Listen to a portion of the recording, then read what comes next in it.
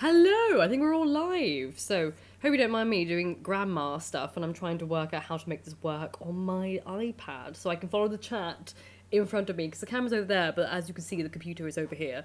A little bit of manic looking back and forth. So I'm hoping I can actually play it on my thingy-mabobber because I feel like, it must be something to do with like what middle-aged people do with their iPads. They always like do it like this. Now I can see why they do it and why I look just as ridiculous every single time. Because I feel it in my bones as I'm doing it. I'm like, I don't know what I'm doing. Why is it not showing up? Like, I don't know why it's not showing up. What? But good evening, everyone. Hello, I'm looking over here for now.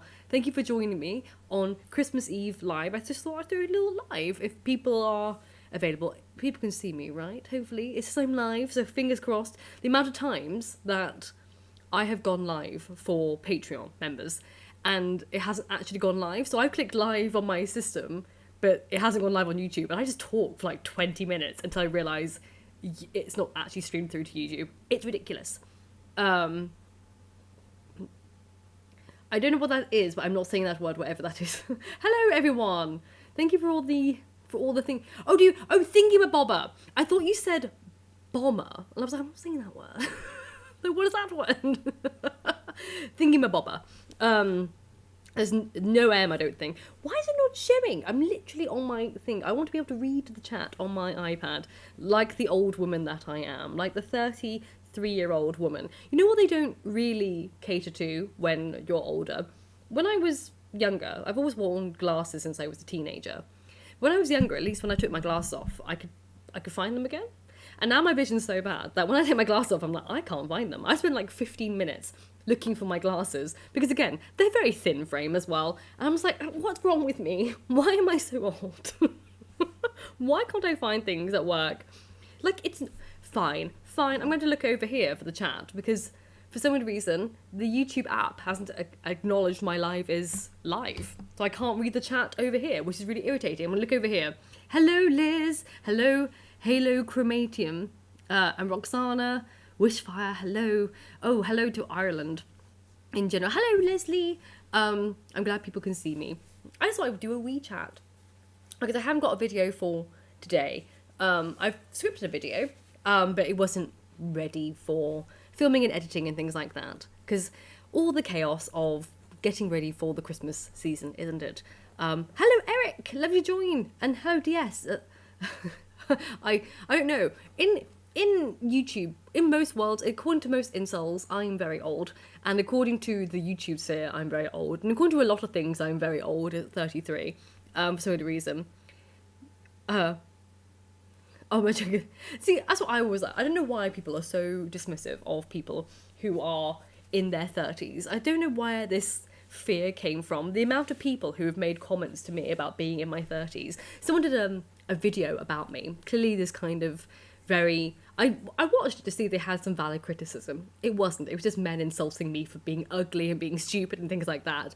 But they said, like, even though I say in the video, I'm 31 years old, they've titled the video, Woman in her late 30s. I'm like, well, do the maths. It's not real. And he refers to me as 31, but for some reason, that's considered late 30s, because heaven forbid we should exist elsewhere, outside of that. I'm 34. I'll be 34 next year. We're getting there. My partner always teases me because he's younger than me by a couple of years, and he's always like, oh, I'm dating an older woman. I'm like, bugger off. Bugger off. It's not fair. But hello, Pepper from California. I think we all are ancient in our own nice ways. Though everyone, like, 42, I'm 36, but my soul is 3,000 years old. I get that. Yeah, late 30s because these men can't count. I completely agree. Thank you, Roxana. I love your videos. You're an amazing person. Oh, you're very kind.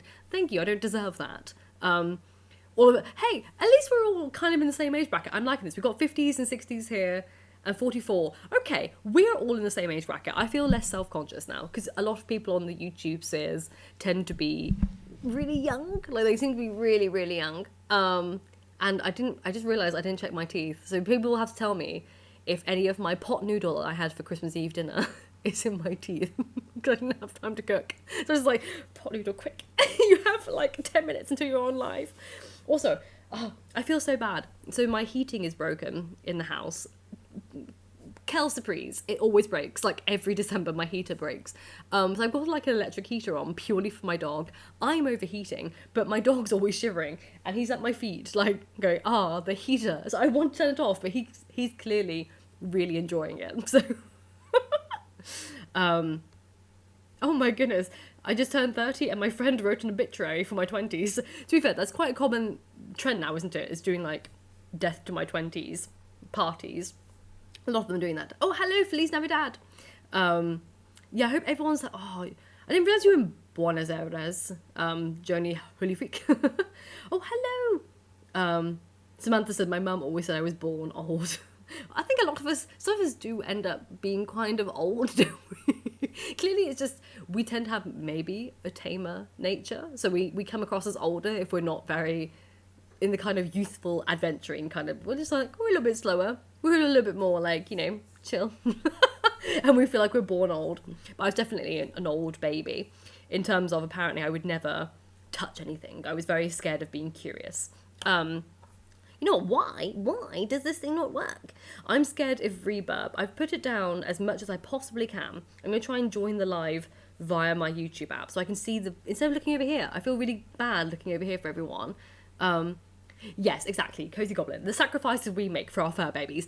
The really expensive electric heater has to go on because the heating's down, and then also I'm overheating because of said heater. Thank you, Academic Spam Account. Love the lights. Thank you, Carsten, for saying, showing my thoughts and snarks. You're welcome. Hello, fellow 33-year-old. We're not old. I'm glad I found your channel. Honestly, I don't think I've ever clicked. Thank you. That's really kind. Thank you so much. Everyone's just like, we're all numb. So I am obviously, I don't know what you're all doing for Christmas Eve. Obviously, I'm at home. Christmas has to be parted this year because my partner's family is up here for Christmas Eve, but his mother is very, very allergic to dogs. And as said dog owner, I can't be in the same vicinity as them. So it's kind of like, I just stay over here. I'll pop over a few hours tomorrow by myself, but obviously you can't really leave dogs alone for many, many hours and things like that. And they can't come over here and I can't go over there. So it's kind of like a weird, like, disjointed Christmas, even though we're in the same place. I can't see them, which is a bit weird. But I'm sure it's not an uncommon thing.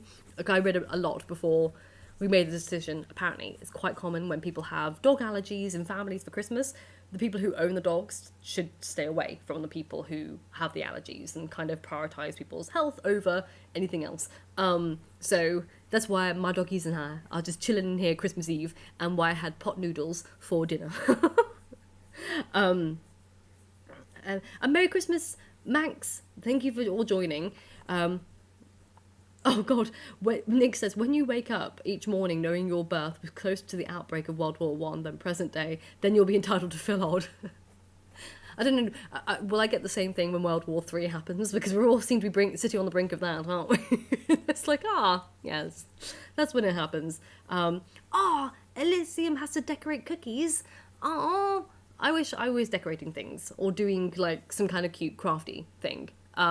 I'm awful at baking because vegan baking is hard. I have been a vegan now for coming up to a decade. I think it was April 2015. It was either April 2015 or April 2014. I probably either missed my anniversary or I'm about to come up to an anniversary. I can never remember. I think it was 2015. And I still can't get vegan baking right after a decade of trying.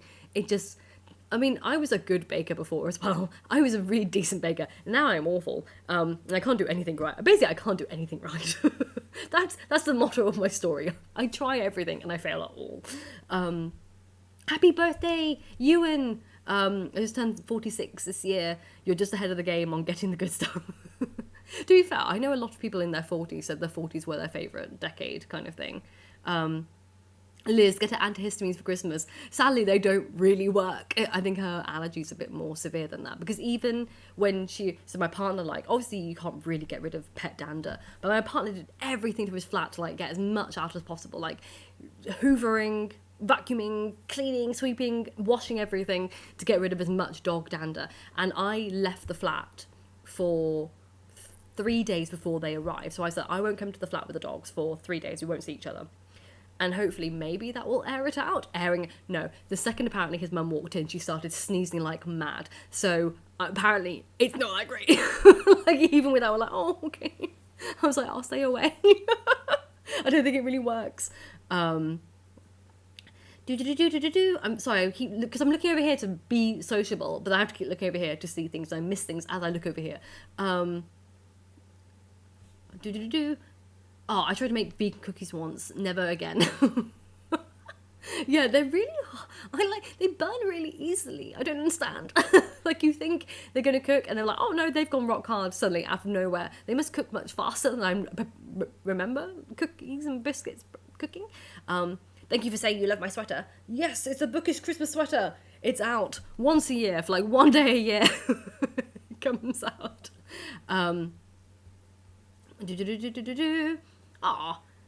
So if we suffer rushing round and burden of what we bought, you give the gift that keeps on giving, criticality of thought. Thank you. Hello, Awesome. Thank you for joining. And hello, John. Thank you also for joining. And Visesh. Merry Christmas back to you. Discovering your channels has been one of the highlights for me. Oh, thank you so much. Well, hopefully I can keep going next year. Like I keep trying. Leslie, I love how much you're laughing. Yeah, this is quite funny, isn't it? So people don't, I know everyone says like reality versus like the YouTube persona. So you have like YouTube people and like they go, oh, they really like that in real life.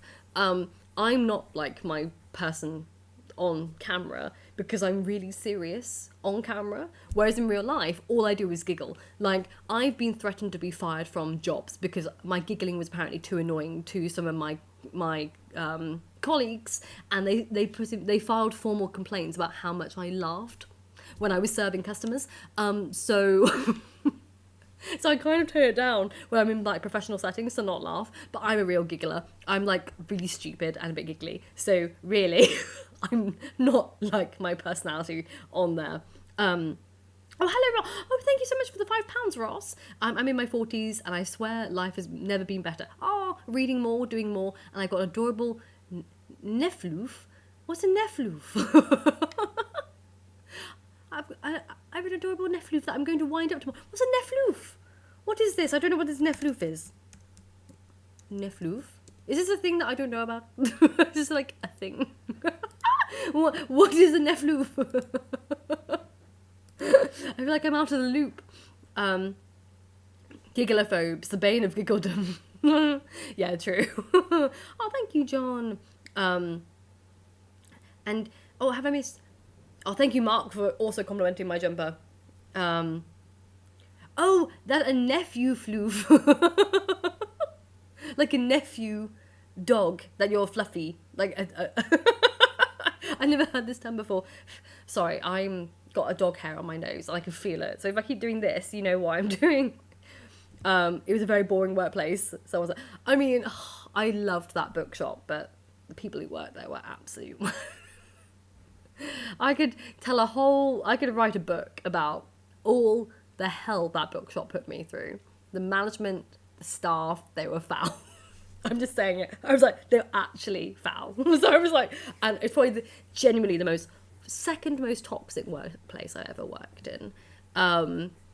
Like, the people were just, I think retail, I mean, I worked in retail for 9.5 years and I had my good share of retail. Like, I worked from everything. I worked, I worked in a pizza shop, I worked in jewellery shop, I worked in bookshops, I worked in a coffee shop, I worked in a clothes shop, I worked in...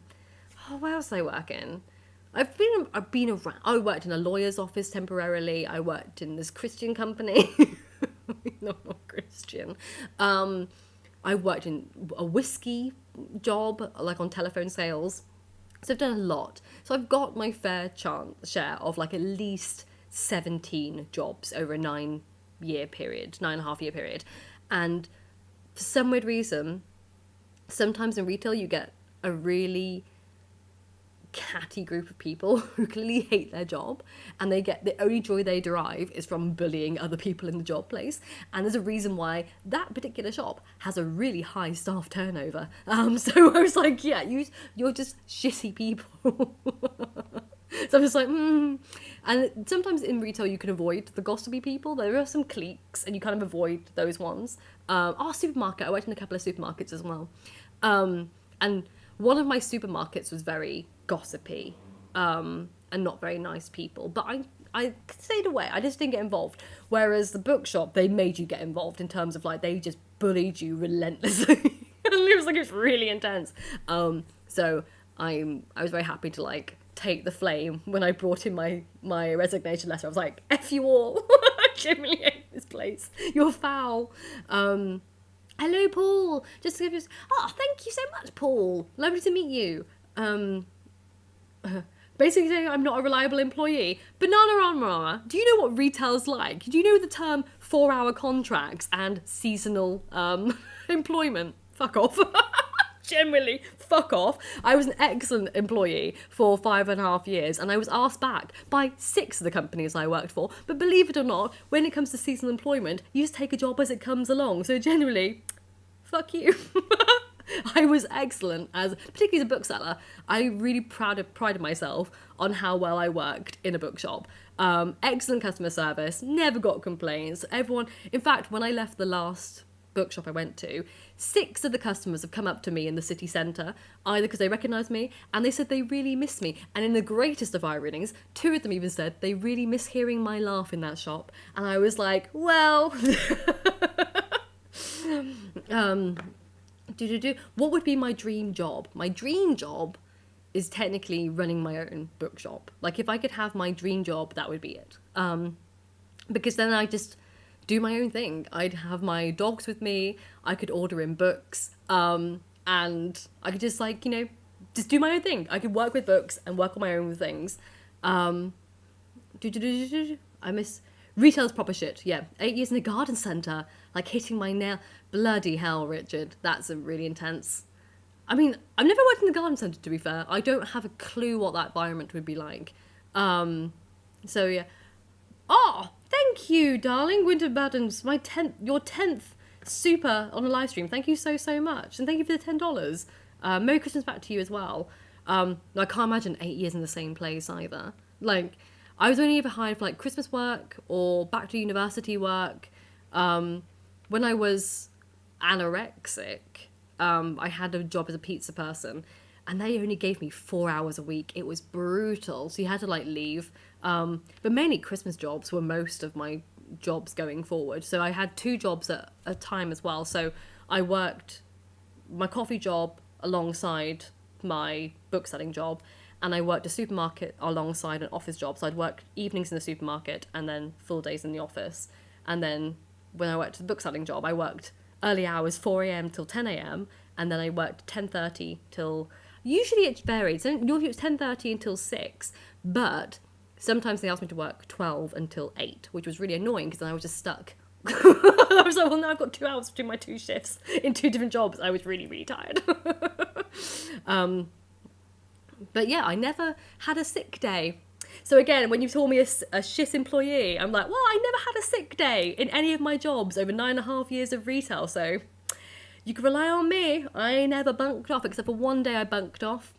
And that was the reason, because I was being so fucking badly bullied, I bunked off. And I don't regret it to this day, because that was the day I came in and handed in my resignation letter. I was like, I am so done with this toxic place. Transport and military bookshops are popular with older, mature people. Not many left, though.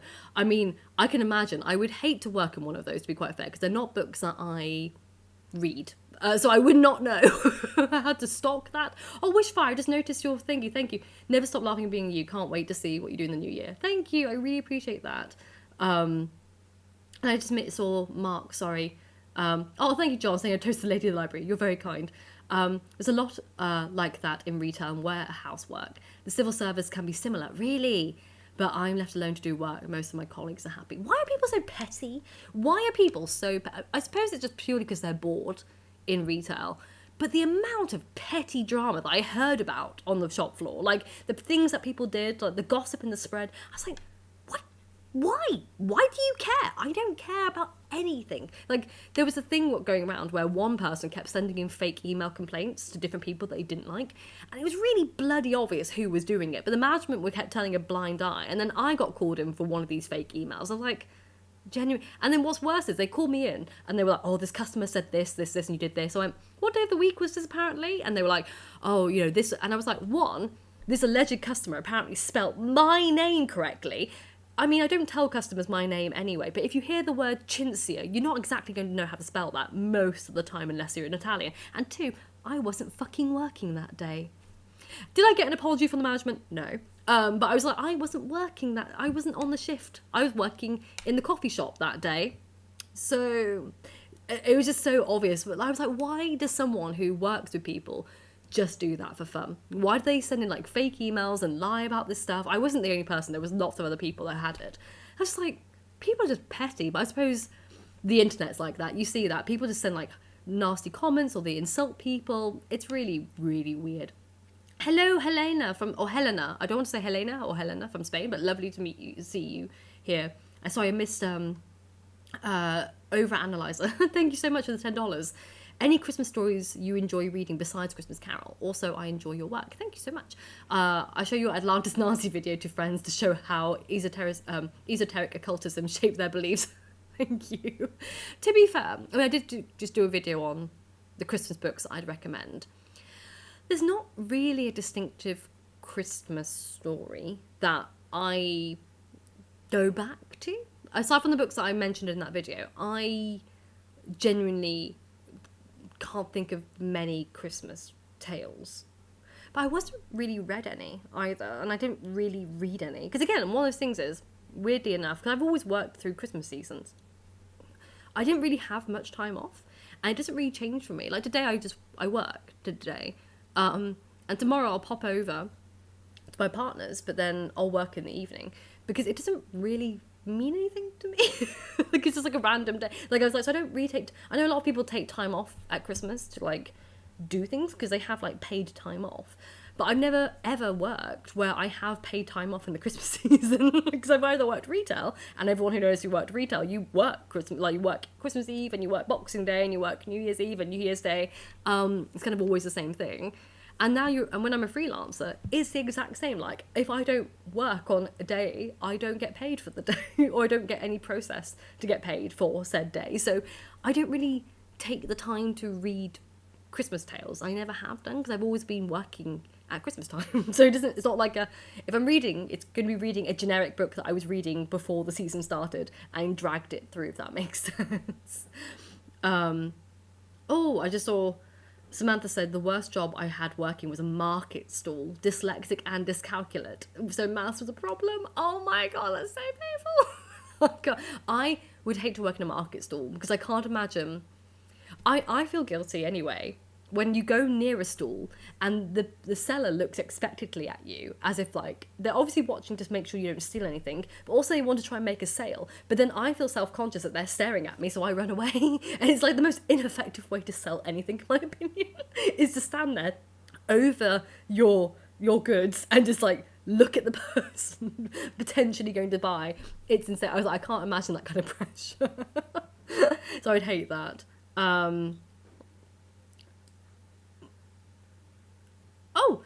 DS says, awesome dream job, but with everything going digital, do you think physical bookshops will disappear? No. I think it's a famous Stephen Fry quote. The staircases haven't... the stairs were never scared by escalators. Like, escalators and stairs exist coinciding. And I remember when the ebook became a thing, like 15 years ago, and everyone was like, oh my god, you know, this is the end of bookshops and physical books. And book sales have increased since the production of the ebook. They haven't decreased. They've consistently gone up. And if anything, more bookshops have opened since the invention of the e-reader. So I don't see the end of that. In the same way, there's still stairs and there's still escalators. They kind of just do different things for different people, but they're always necessary. So I don't think it will.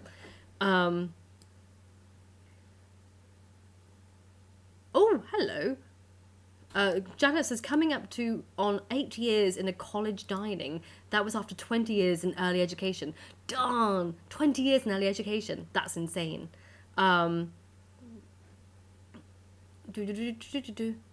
Oh, Ross says, I've been through the ringer myself. 14 years or so ago, I was homeless and working 1 day a week. Opportunity presented, I took it. And whilst there's further hoops, I got to where I am today. That's incredible. Well done, Ross. That's awesome. And like those opportunities, when you see them and you take them, fantastic, brilliant, well done. Wishfire says, some people live to be petty. They actually do. Like, I've met some people that I'm just like, you actually get a kick out of that, don't you? Like, I genuinely think you enjoy upsetting people. And I'm sure that's why people write horrible comments on the internet. They get a kick out of being rude or assuming the worst. I was like, you generally get a buzz out of that. And that's really strange to me. Because even with the people I don't like, obviously there's people like people who bullied me. I've never bothered with anything because I don't care about them enough. I sometimes see a video of someone and I don't enjoy the video and I just click off it. I've never thought to like insult the person that had done something, like criticize them or insult them, even if I see something critical. Like even if I'm like, oh, the mic quality is not that great in this video, or I've just never bothered because I'm sure they know. I was like, I have no time. I'm just like, oh, click off. That didn't click with me. Bye-bye. The amount of people who write essays long of how much they dislike me as a human being is insane. I'm like, it's really strange. Oh, it jumped again. Sorry, I do try and save where I was when I was reading, to like, and it keeps jumping, so apologies for that. I wish I could look over here. Why does this not work? It's really annoying.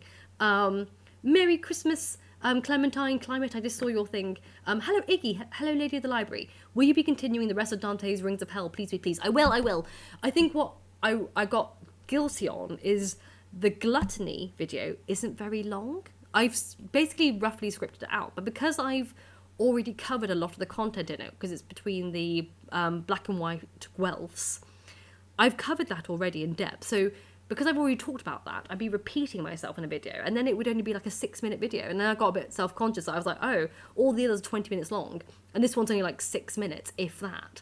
I felt a bit self-conscious, so I stopped on it, but maybe I should just combine it with the next layer of hell, but then it may be too long. So now I'm like, I'm one that's like, I overthink details like this, unless I just repeat myself over and over again, with the white Guelphs and black and white Guelphs. Hello, the darn cat. And thank you for the compliment on my lovely sweater. What is the one book you're most looking forward to reading in the new year? I think, there's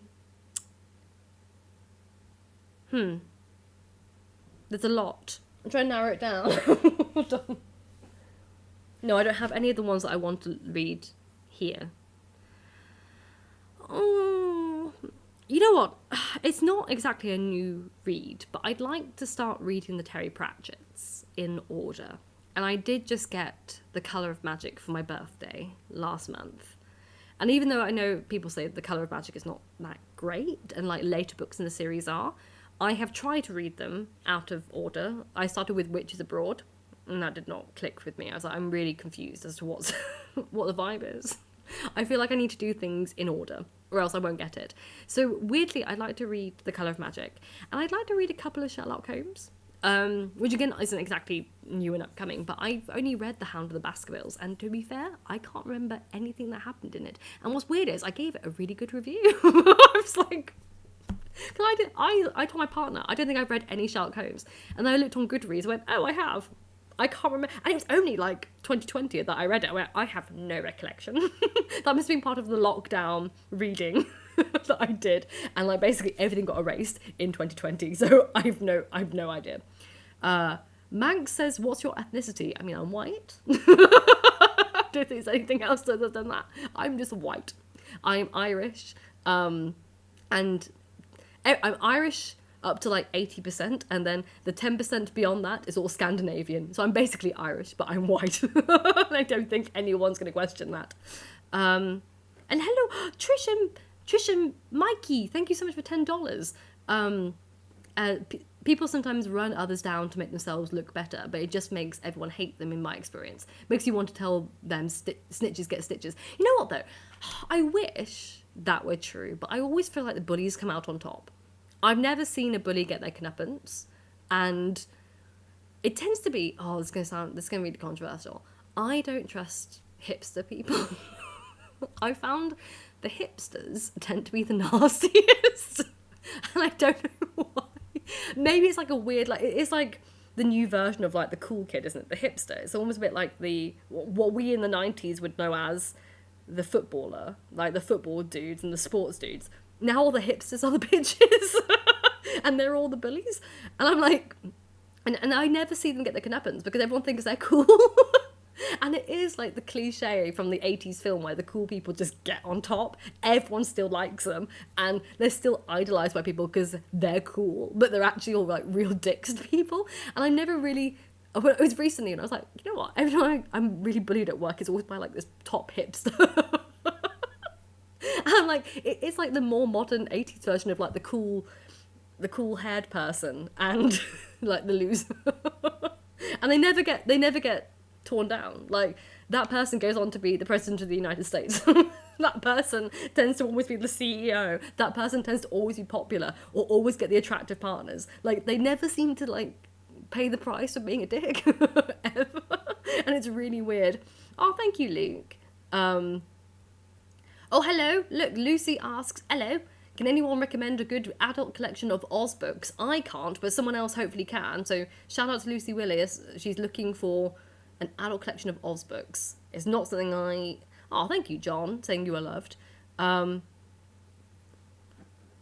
like Paul says, I think if anything, the world will go to more analogue ways. I mean, we've seen the reintroduction of tapes. Like, vinyls came through and now tapes and CDs have become popular.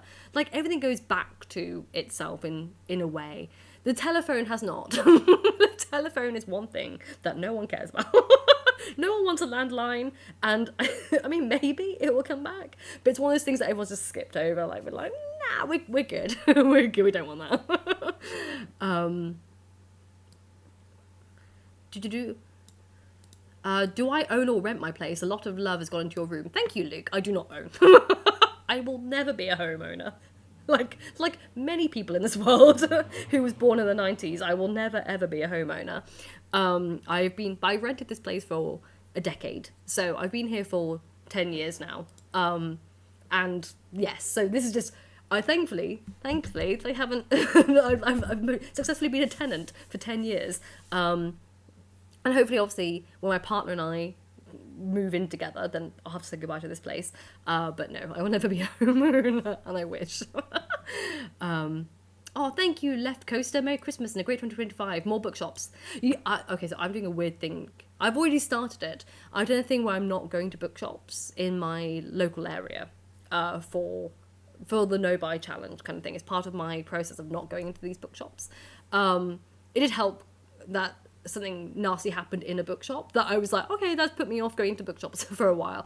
I can go to the other bookshops outside of Edinburgh, but I'm not planning on visiting any of my local bookshops for the next year. I was like, I'm keeping off that. But more books, more libraries, in fact. Oh, thank you, Wirebrush. Happy Christmas to you too. And just keep doing you. You're unique and splendid. Thank you. Asim says you can't smell ebooks. Controversial opinion. I don't like the smell of books. I've never sniffed a book, and I have no desire to sniff a book. And I don't know what the smell of books may be, but if it's that smell, I don't like it. But then I am a bit of a weird person, because everyone says they love the smell of cut grass. I hate that smell. I was like, I can't stand the smell of cut grass. I'm like, it makes me feel like a bit sick. So yeah, I'm one of those weird people who doesn't like the smell of books, or I don't smell anything. Like, I don't smell anything when I open a book. Certainly don't sniff it, and things like that. Oh, I just saw that you sell secondhand books on a market stall. Okay, that's cool. That would be cool. That sounds like a wholesome thing. Whilst also, though, it'd be very stressful. That does sound very cool. Kim, Merry Christmas Eve as well to you too. Mark's Adventures. Oh no, it jumped. Hold on, I'm going back. People have paid. Thank you, I will get to everyone's. I promise. But oh no, people have been talking so much. I'm so far behind. I'm so sorry. Mark's Adventures says, I get paid for 4 days at Christmas and get 2 off on Flexi, but I book off in June. So yes, June, possibly even January of most of the year. I was a chef for 26 years after leaving the army. Bloody hell! That's insane to be 26 years. I couldn't imagine doing that. Oh, Bozo ID says, how's your day going? It's been okay. Been a bit sad today, to be honest. I don't like Christmas. It's always quite a sad time for me. So I've been a bit sad. But it's getting, the day is nearly over, which is nice. It's nice when it's nearly over. I don't have to worry about it. No more stresses. No more people being upset. Because also other people are upset at Christmas. And then when other people are upset, I tend to be the person that people phone when people are upset, which I'm okay with, but then it makes me really upset because I'm already upset. And I've got lots of people phoning me and texting me because they're upset. And I'm like, I've got all the upsets. So I just cried. Spent most of the day and most of the weekend crying because everyone I know is upset. And I'm just like, God help. Why is life sad? Why is life always so sad? And also, why am I the one that with the psychology thing? So everyone knows I did the psychology training course. Everyone knows I taught Chintzy. I'm like, I was a bill for this, help.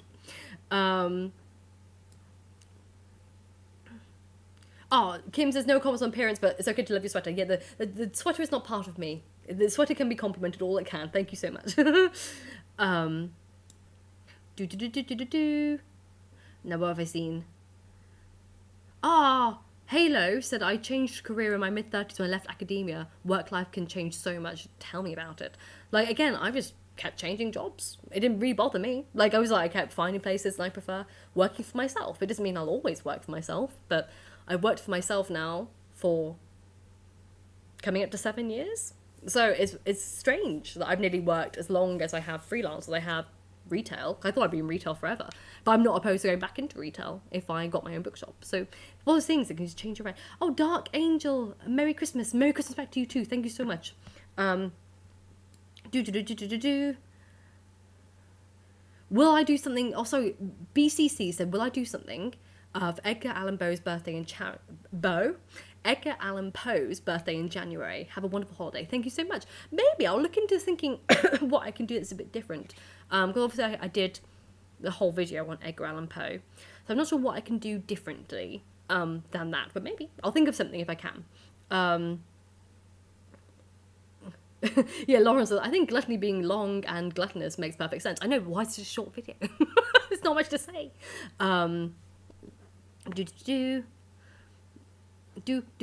Okay. People have been talking.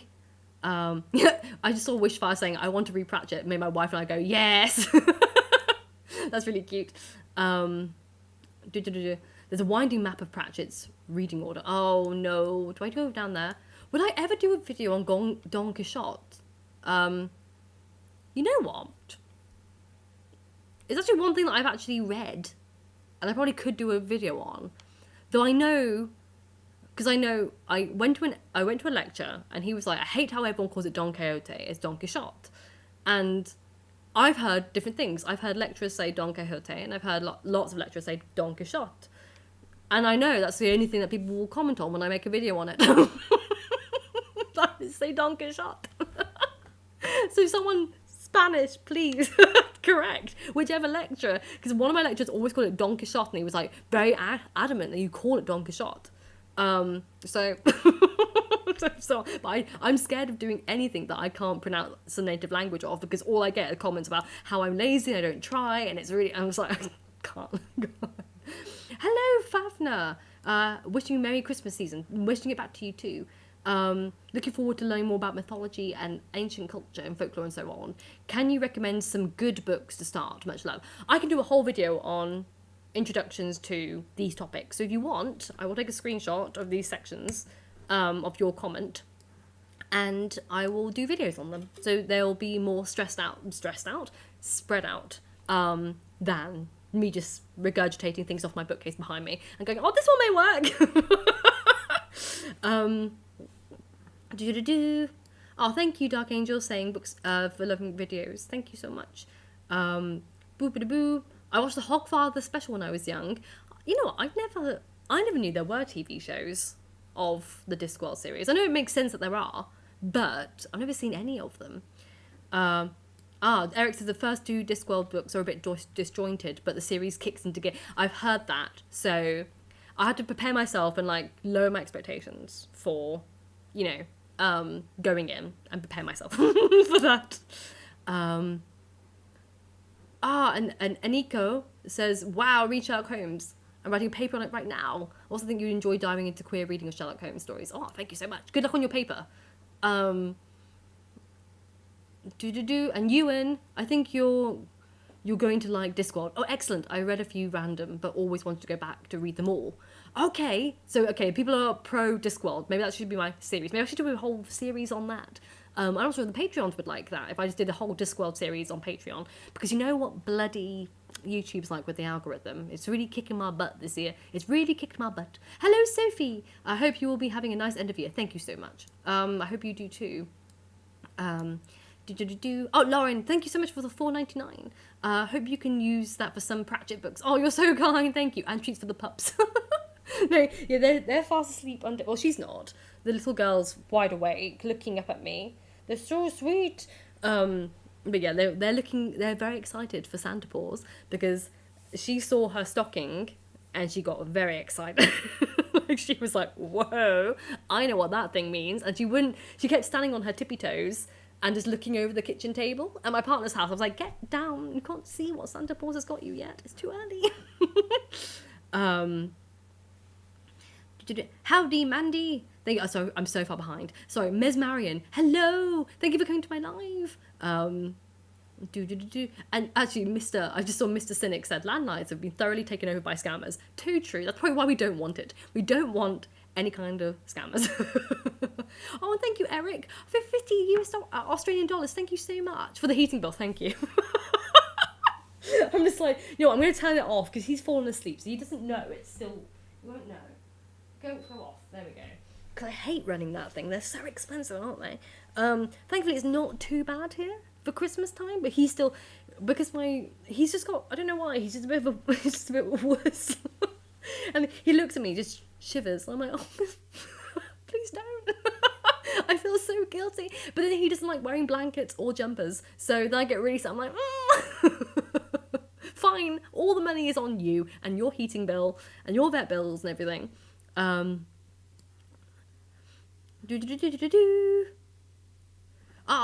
People. So, my copy of The Colour of Magic has been reread so often it resembles the monochrome of enchantment.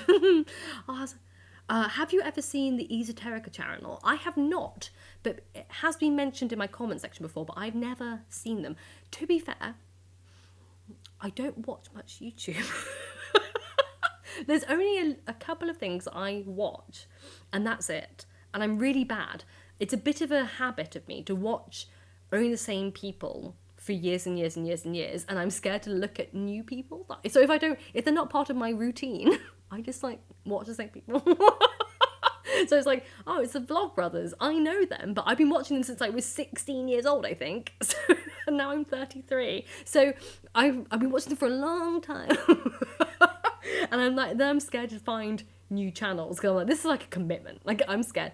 Because also I can go down rabbit holes as well, which is why I have like a bit like really control freaks over like how much time I spend on my computers and stuff like that. Particularly with social media. Oh, if anyone wants to cut down social media, here's a tip. I mentioned this in the video, but I found an app recently called 1 Sec, like 1 second. Oh, it's so good. Like, it's such a good app. I cannot recommend it enough. There is a paid version, but there's a free version that works perfectly fine for me. And it's basically something that forces you to do like a deep breath. So it shortcuts any apps you ascribe it to. So say you have Instagram or TikTok and you're always going on it. It forces you, it pauses you and makes you breathe. It goes, take a deep breath in and then a deep breath out. And it goes, now do you want to really continue to this app? And you're always like, no. And it's so good. Just that pause is really good.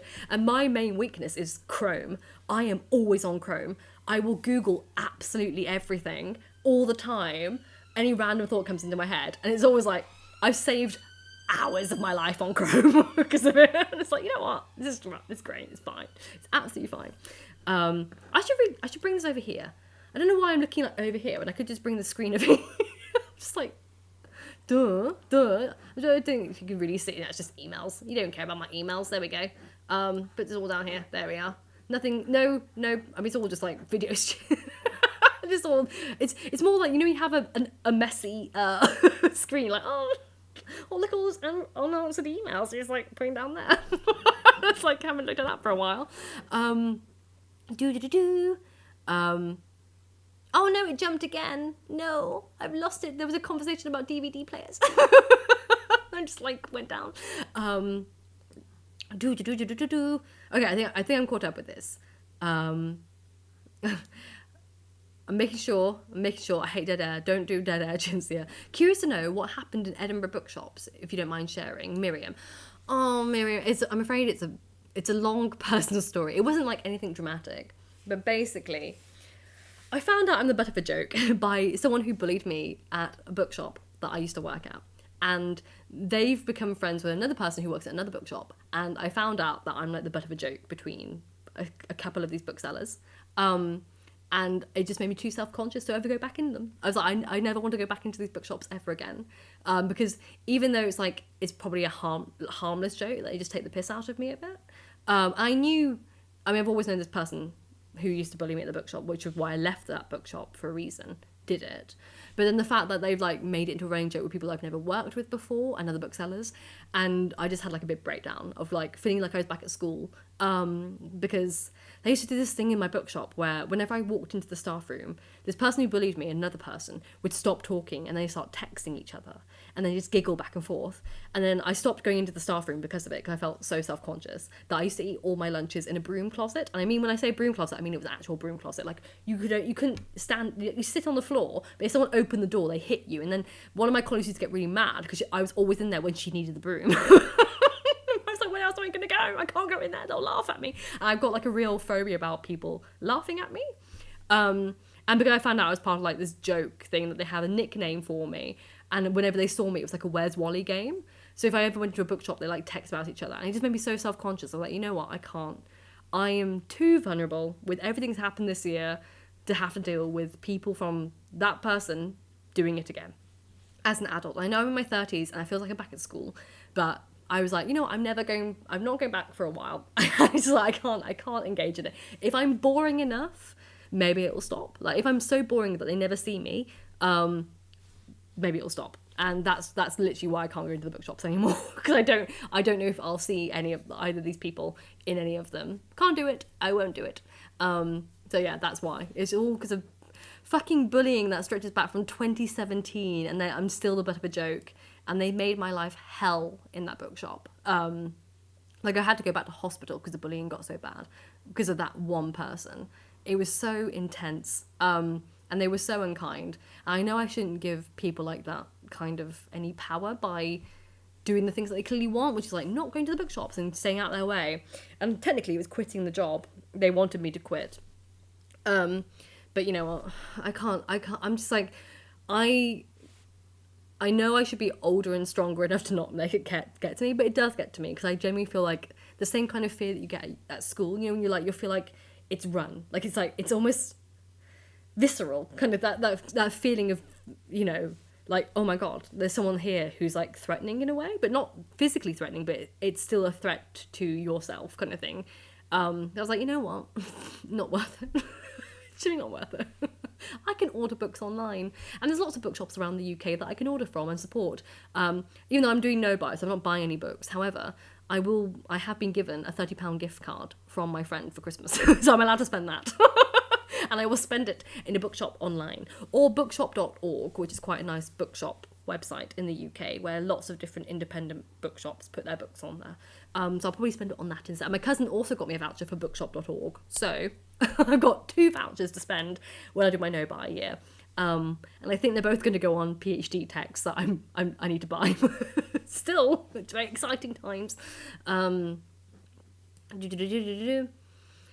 Bradbury hated ebooks and said they smelled like petrol. He only agreed to have his books on Kindle if a portion of the price was donated to libraries. That's adorable. Though interestingly, I like the smell of petrol.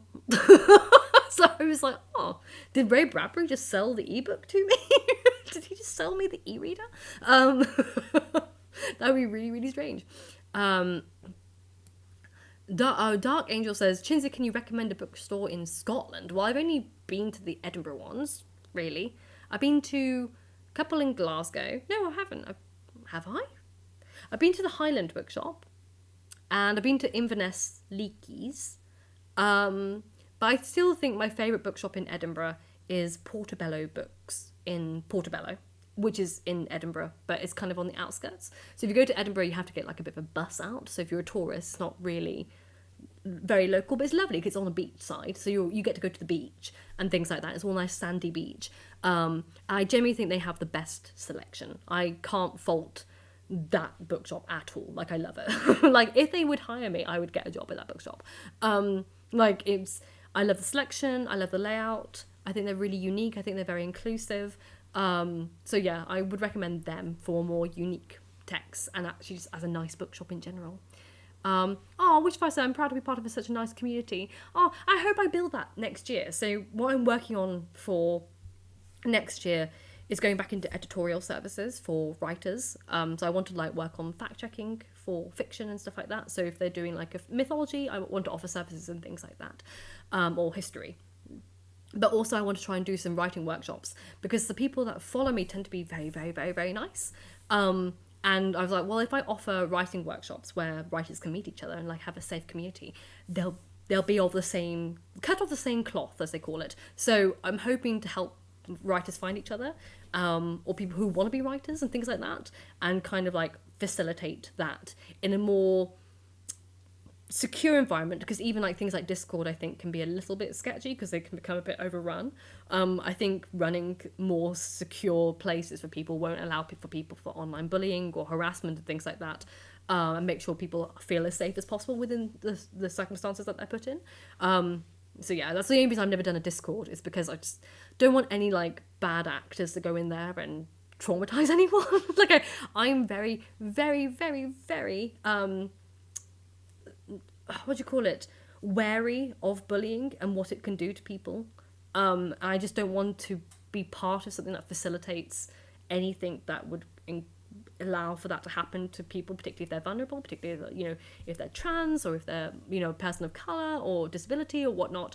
So I just want to make sure that I have a little bit more secure places for people to find one another, rather than like a Discord server, which is a little bit more like ugh. Cause I'm like, I've used a couple of them and I'm like, I don't like the space. It's really overwhelming. It's really overwhelming and scary. And everyone's talking at each other. It's very loud. Mesmer, I wish I could pop over with turkey stuffing and roasted veggies. Thank you. I wouldn't eat the turkey, I'm afraid. But thank you very much. But I would eat all the roasted veggies. Lucy Willis says, I think ebooks have their place. I can get lots of weird and obscure books for very cheap. Yes, you can get lots of ebooks like that. I should be doing a lot of public domain diving Kindle next year. Ooh, that's really fun. And I just saw, Lauren, thank you for the $9.99. Oops, I forgot to choose the right amount. Oh, so nice. Don't do that. Don't pay twice. You don't have to pay at all, but you don't do that. And then, Aniko says, would you ever consider doing a bookshelf tour? So I have tried to do that with the Patreons, as they know. I did this bookcase, and it took so long, and I had a feeling it was incredibly boring. And I was like, how can I make this interesting? I don't know how to make it interesting. It was very long and dull, and also, I think it would be for Patreon specifically, because there's over 2,500 books, and most of them are not in bookcases. They are on the floor. Like, most of them are just stuffed in suitcases under the beds, or stuffed in baskets under my tables and under my desks, and like just like kind of a little bit messy. I don't really know how to film that. It's not like it's a nice, this is all I have to share. I'm like, ah. I was like, come with me under my desk into this little basket and I show you my book. It'd be like it'd be such a mess.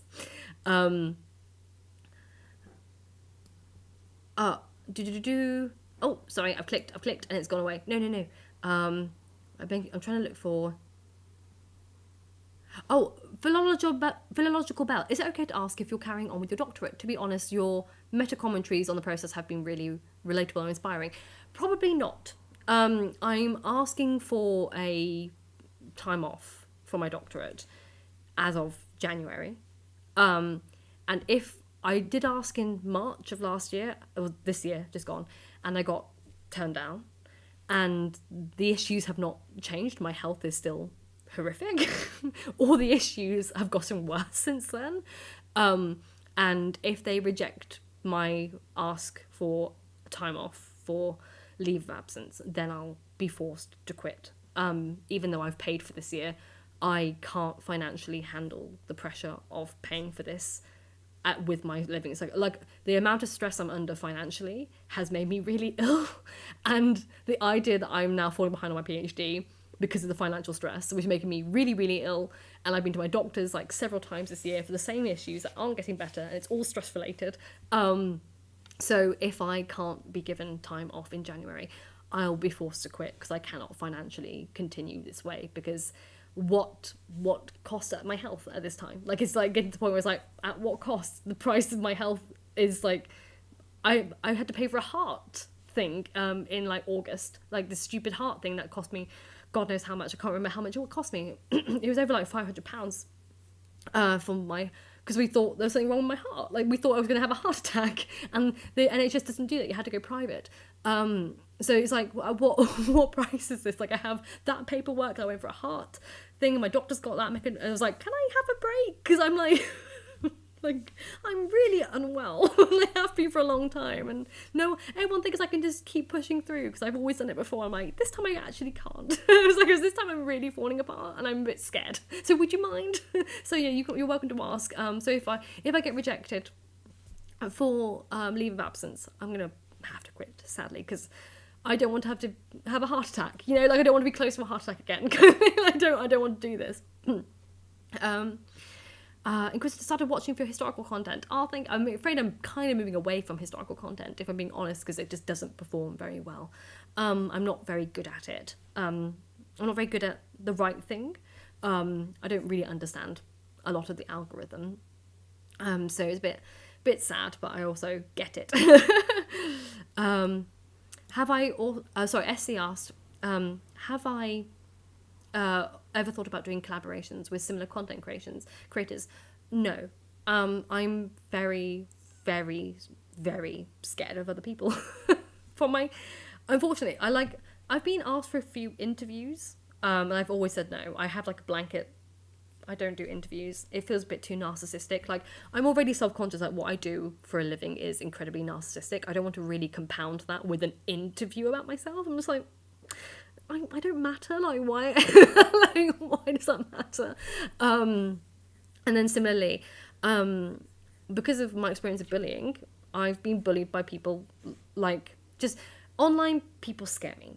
If I'm being like honest, I've heard horror stories of other content creators falling out with each other and getting all angry with each other, and it seems over like really petty stuff. And I was like, you know what, I just don't want to get involved. Like, I was like, I've heard horror stories of what other creators, because you obviously meet some creators and you hear things that happen. I'm like, I'd rather not. I genuinely rather not. I'm already a very self-conscious person. I'm a very nervous person. I'm not very sociable. I stay indoors because I'm scared of a lot of people. And the idea of talking to someone online that I don't know, and collaborating with them, it just scares the hell out of me. It's like, no. Because I was like, what if they turn out to be not a nice person? I don't know. I'm scared. I'm genuinely scared of people online. And you see it when like it trends on YouTube and there's like beef between creators. I'm like, I'd rather not. Like, what is that? It's hell. Why would I get involved? Or even something like, I don't know, remember many years ago when, was it Lindsay Ellis? And like Lindsay Ellis got cancelled for something, and then everyone who was friends with Lindsay Ellis was being forced by all their followers to denounce Lindsay Ellis. Like, it could be wrong, it could be not Lindsay Ellis, it could have been ContraPoints. One of the two. It was so unnecessary. And I was like, I can't imagine being part of like that kind of system where, you know, someone does something wrong and then you're suddenly involved by, you know, association. I'm like, just it's like, I'll read books and I'll talk about things, and that's it. It's like, anything else? No. And even then I get into controversy, because heaven forbid I like review a Neil Gaiman and then that's suddenly like I'm cancelled. It's like, oh god. It's so scary, this world. Um, do I like the Chronicles of Narnia? Kareem asked. I read them as a kid. I think they were okay. I wasn't really a massive fan of them. I don't remember like loving them. I remember the Silver Chair and reading that a few times. I don't know why. Why the Silver Chair was one that I read a few times. Can't remember. Maybe it's the front cover. Maybe it's like the front cover. Samantha says, I want a corgi and call him Dylan Thomas. That's really sweet. Oh, and Duncan, thank you so much for £20. That's really generous of you. Thank you. You didn't have to do that. And I oh gosh, and Valens Hawk. Did I pronounce that correctly? I'm so sorry, but thank you so much for the $20 and for just being awesome. Thank you so much. It's really kind of you. And Duncan Bell said, Merry Christmas to all. Thank you, Duncan. Merry Christmas back. Trooper Will says, Esoterica mentioned hypers. Oh, I need to look at this Esoterica, don't I? Everyone's really big fans of them. I don't know who they are. I know of the name and that's it. I'm just like, oh, I feel like I'm out of the loop. No matter what all the cool people do. All the cool kids know this thing. Oh, thank you, Myra. I love you. Thank you so much. Oh, you're very kind. Thank you, Myra. I'm not sure if I'd be considered a booktuber anymore. I haven't done any booktube content for many, many years. Would you consider doing a video on tongue twisters? Do you have a favourite tongue twister? That sounds like a really interesting. I've never thought of that before. But it would be Peter Piper picked a peckle pickle pepper. A peckle pickle pepper Peter Piper picked. If Peter Piper picked a peckle pickle pepper, where's pickle pepper Peter Piper picked? Would be my favourite tongue twister. Because I get to say really, really fast. And Anne says, my son introduced me to you and Esoterica. He brought him to philosophy, so maybe that we're in. Even you brought him into philosophy. That's adorable. Again, Esoterica. I don't know this channel. I feel really bad. Everyone knows them. I don't know anything. Thank you for saying my room is pretty. It's very messy, technically. It's very, very messy. Can I do a video on Agatha Christie's books and characters? You know what? I've never read any. I don't think I've read any Agatha Christie that I can remember. Maybe And Then There Were None, but even then I think I listened to an audio of And Then There Were None, but no, I should maybe read Agatha Christie. Clearly the Discworld series and the Agatha Christie series and the Sherlock series need to be done into these sections, because they're things that I've avoided for many years. And Internet Self said, didn't you used to do study streams? I'd love to see more of those. I did, but they were such a pain in the butt to edit. They slowed down my internet like no business. I have filmed so many Study With Me videos. I must have at least over like 300 hours worth of video footage. And I just can't edit them, because when they edit, they'll freeze the computer. And I can't either export them or they just exist there. They just exist, and it's really annoying, because I have done so many study streams and I just can't edit. I don't know how people do it when it's like 10 hours long, like 10-hour study streams or 12 hours. I'm like, how are you doing that? I have no idea how you have done that, because I can't do a 3. It crashes my computer, and I haven't exactly got a cheap computer nor an old one. So I have no idea how they do it, but I'm afraid that's why I stopped doing them. And also I stopped doing live ones because my dog keeps barking in the daytime, and people would get scared because my dog would suddenly bark out of nowhere. Here she is, speaking of which. Come here. Yeah. This is my dog that barks. And I felt really guilty whenever people were studying and she'd suddenly go, Rah! And it's like really loud. Hello. Thank you, Ithaca, my darling. Can you not? You made me lose my space. No. There we go. We're back on the things. Everyone wants to Study With Me videos again. I mean, I'll try, but again, if I'm leaving university, it doesn't make sense for me to do study free streams anymore. If I'm quitting my PhD, it probably doesn't make sense for me to do them. I mean, I'm assuming Esoterica, because someone said here, I'd love for you to do a collaboration with Esoterica. I just saw it flash, but I can't find it now. Oh, SC. I'm assuming they're a big YouTuber, and if they're a big YouTuber, they won't want to do a collaboration with me. I don't get enough. A lot of YouTubers tend to only collaborate if you're kind of equal numbers, and if you get equal views as well, because obviously one of you will benefit more from the other. So they would not benefit much from me and I would benefit from them, and that's not very equal. I would feel exploitative, particularly if I don't know how people do it. I don't know how people ask to collaborate with people they don't know and not have like a relationship with them at first. 'Cause it just feels like, oh, I'm using you for views, and it feels disingenuous, and I wouldn't ever want to do that. I know it's part of the game, but also I feel disingenuous asking to collaborate with someone that I haven't ever watched before, and I have no relationship with them, and I just feel like I'm exploiting them, which wouldn't be very nice. Oh, Michael Sykes, thank you so much for the $5. Thank you for being you. Happy Christmas. Thank you. Happy Christmas to you too, and a wonderful new year. She's just staying here now. She's just going to sit here. And Shanaria, I hope I spell it. Shanaria. Oh, I'm so sorry. I never know when the emphasis is placed. But Merry Christmas back to you as well. Chris Hodson, hello. Finally made it home. Feet up for hot chocolate and live stream. Merry Christmas. I hope you enjoy your hot chocolate. Oh, thank you, Liz, for saying it's a scholar shelf where my other channel is with the PhD stuff, which probably will be a defunct channel when I leave my PhD. And then make sure, I think I'm catching up. If you're ever in Ireland, I can recommend some lovely independent bookshops. Thank you, Wish. I would love to go to Ireland. I would love to see it. I mean, 80% of my DNA is from Dublin. Which isn't shocking. It's all in the same area.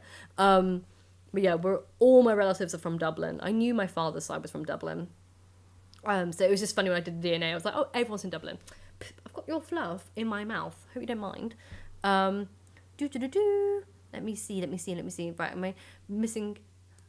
Aniko says, in March, I was in Edinburgh with my friend, and you kept popping into my mind, thinking you'd been there.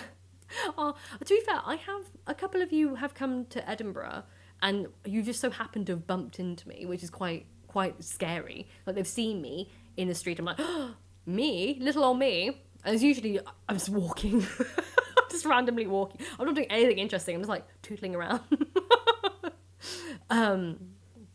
Olivia Gray says, please realise they're likely bullying you because they're jealous of you. They must have miserable lives. You know, I don't even like that attitude. Although I appreciate it so much because you're saying like, oh, you're too good for them. You know what? I think some people, I don't think it's jealousy at all. I don't think a lot of bullying is motivated by jealousy. Maybe some, but not for someone like me. Because, you know, back then I was just a loser. I had no like online thing going like that. I'm just another person working in the shop. Like, I'm not exactly anyone that has anything admirable. I'm not exactly like a student. I'm not anyone special. I'm just another colleague. So I can't imagine jealousy being a thing, particularly when genders are different. So like, I wasn't even on the same gender of them. I think some people just don't like people, and they don't know really how to assert their dislike in a civil manner. Because, you know, I've obviously met people, I'm like, oh, well, I don't really like this person. And it tends to be something that they've said, like if they were like a bit bitchy, or, you know, if they're a bit rude, I tend to be like, oh, I'll stay clear of that. I know people, because I mean, I get told it every day why people don't like me. The primary things are, I'm too loud, or I talk too quickly, or I have a horrible accent. I get told it all the time. So I'm very hyper aware of why someone wouldn't like me in terms of like, oh, they grate on me. Because I can imagine I'm quite a grating personality in terms of like, my accent's quite distinctive. And if you don't like that accent, it's horrible. Like, like it's a really horrible experience to be around. So I get it. But I think people don't know how to express dislike without kind of being a bit... They don't... I mean, I've always tried to be civil. I just don't get involved. So if I don't really want someone to be friends with me, like if I don't really like them, I'm like, oh, I'll just be civil. You're just civil, but you don't lean in. You don't like want to hang out for coffees and things like that. You just kind of like be civil. And because some people don't know how to do that, they kind of become a bit more aggressive with it. Or they find it a bit more entertaining to be a bit rougher, because they find that just amusing. But I don't want to put down to jealousy or like being even miserable, to be fair, because I think they enjoyed themselves. It's just a weird fascination with me of humankind, to be fair. Like, I can understand why I was bullied at school, because I was ugly. And for kids, that makes sense. Like, I was very, very overweight. I was incredibly... like, I showed my partner a picture of me as a kid, and he went, oh my God. It was like... And he literally said to me, he went, oh, you did not get the fair share of genes, did you? I was a rough-looking kid. And then for kids who are trying to assert who they want people to like them and who they don't want to like them, because they kind of... It's always like the same kind of cooties. Some people go into adulthood and they don't understand that cooties aren't real, and they don't know how to push away the cooties. And when you're a kid, you're like, oh, the ugly one is cootied filled, so you don't want to be associated with them because it makes you think that others will think you're also cootied. And I can understand when I was at school and girls would like pick on me because I was the ugly one. I was like this ugly, kind of creepy looking kid. So it was like, cooties, I don't want to be associated with her. So bullying makes sense in terms of like trying to establish yourself in a social hierarchy of like, I am better quality than this person, please do not associate me with that person.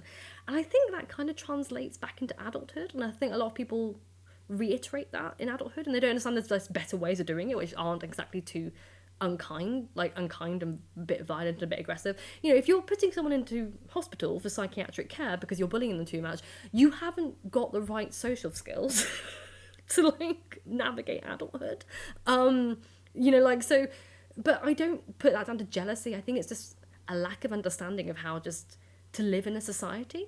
And I think that's the same with online people. I think it's too easy to just like insult someone or like yell at someone or get angry at someone. And I get it, because like if someone insults you, you insult back kind of thing. It's like more of a tit for tat. But just like randomly insulting someone or hate watching someone or forums. I made the mistake once of Googling my name, and there's a forum. And wow. I was mentioned within this forum, but there's a whole like website for gossip, and they are brutal. And they weren't even brutal they were brutal at me, obviously. But like there's like whole threads, like hundreds of threads dedicated to like a single influencer. And I'm just like, there's got to be better point.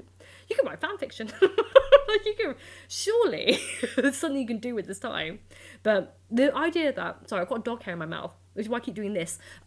There's the fact that exists. I was like, I suppose that's very similar to social hierarchies in schools and just pushing away the cooties. And it's almost like, I don't want to be associated with this person. In the same way, a lot of us hipsters don't want to be associated with Starbucks.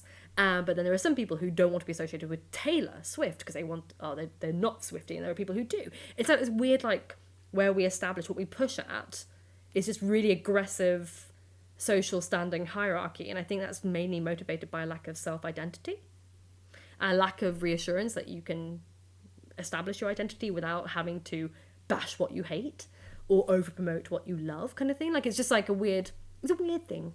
So I think that's the motivation behind a lot of these things. This is why I've tried to psychoanalyze over many years of going like, why do people hate me when I was like bullied at work?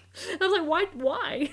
Like, why was it so aggressive? Why was it so violent? I was like, I genuinely think it was that. Like, I can't think of any other logic but that. I just always find that we're all little nuts. Oh, Janice just noticed. Hello, Janice. Would you consider getting your dog a heated blanket? I have, and they don't like it. He doesn't like it. He's really picky. I wish he would, because I had to send it back because he just wouldn't sit on it. I started with like a little tiny doggy water bottle, and he didn't like that. I was like, oh, maybe a blanket. Didn't like that either. He's really picky, but then he looks at me and just shivers. I'm like, oh, fine. Let me see. Where have I missed? Late joining from Leeds, Victoria Townsend. Hello. I'm in my 60s. As you get older, you become more invisible. See, I kind of am aspiring to that. Like, I'm kind of... EKG! Sorry, someone just finally said the word that I couldn't remember my heart thing. It was an EKG I had. I can't remember. I was like, it was like an E thing. I can't remember. It was a very expensive E thing. It was like 1,000. It was like, I think it was like, one of them was £500 and the other one was like £400 or something like that. It came to like close to £900. I was like, I was like, it was really expensive. I don't know how the Americans handle it. Cause I was like, oh my God. I was like, they're really expensive for just like 30 minutes of things on my chest. And like a an ultrasound for my heart. It's really weird hearing your heart. Have you ever heard your heart? It's really weird when you hear it. It's like a baby. I'm just like, oh, that's bonkers.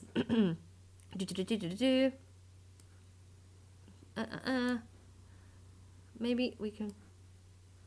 Oh, I'd like to make this a Christmas Eve live stream. It depends if I'm with my partner's family, though. I'd be really rude if I suddenly went, I'm going to go to a live stream. But if it was just my partner and I, he wouldn't care. He wouldn't mind if I did a live stream. Oh, Richard, thank you, G. Richard, for the $20. That's really kind of you. Thank you. And oh, it's a little thing. Thanks for being you. That's really sweet. I just thought...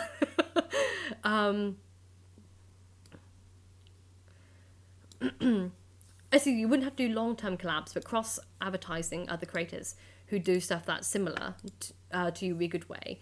Yeah, I mean, that sounds okay. I'm just very scared. I'm just so scared of other people. I haven't had the best experiences with meeting people online. So I was like, I'm just so scared. I'm just so scared of any kind of talking about other creators or talking to other creators. It really freaks me out. It really, really terrifies me. Like, if I knew them in real life, in person, I'd be less scared, but I'm just terrified of everyone. It's like, I'm really scared. Oh, Janice, thank you for the $5. Merry Christmas to you. And also, I'm getting your thing done. Don't worry, I am working on your thing. Do not worry, I have not forgotten. Oh, Nia, hello. Just wanted to send some love. I don't know if you remember, but at the same time as you got accepted to do your PhD, I was starting back at my BA, Comparative Live. Ah, well done. Congratulations for finishing it. Oh, no, it jumped as I said that. My chat jumped down, so I've lost my place. No, I'm back again. Oh, Ronnie, you're far too complimentary. Chin says, a beacon of light for other shy, bookish people. I'm just scared of people, to be fair. I'm just scared of everyone. There are some really lovely peoples, and there's some really scary peoples, and I don't like the scary peoples. I was like, so really, really, really scary. I'm a real bloody coward a lot of the time. Oh, Liz, I loved Lindsay Ellis. You said, like, you loved her. Yeah, she was amazing. I'm so happy she's doing well. Caro Chan says, would I do more lifestyle videos? Probably not. It's not something that ever performed well. And also I don't really have a life. I think you need a life to do lifestyle videos. I don't really have one. I just get out of bed and go to my desk and I sit here and I go back to bed. Like, that's kind of it. I don't really do anything that's admirable. Oh, hello, Myra is watching from Argentina. Hello, that's so far away.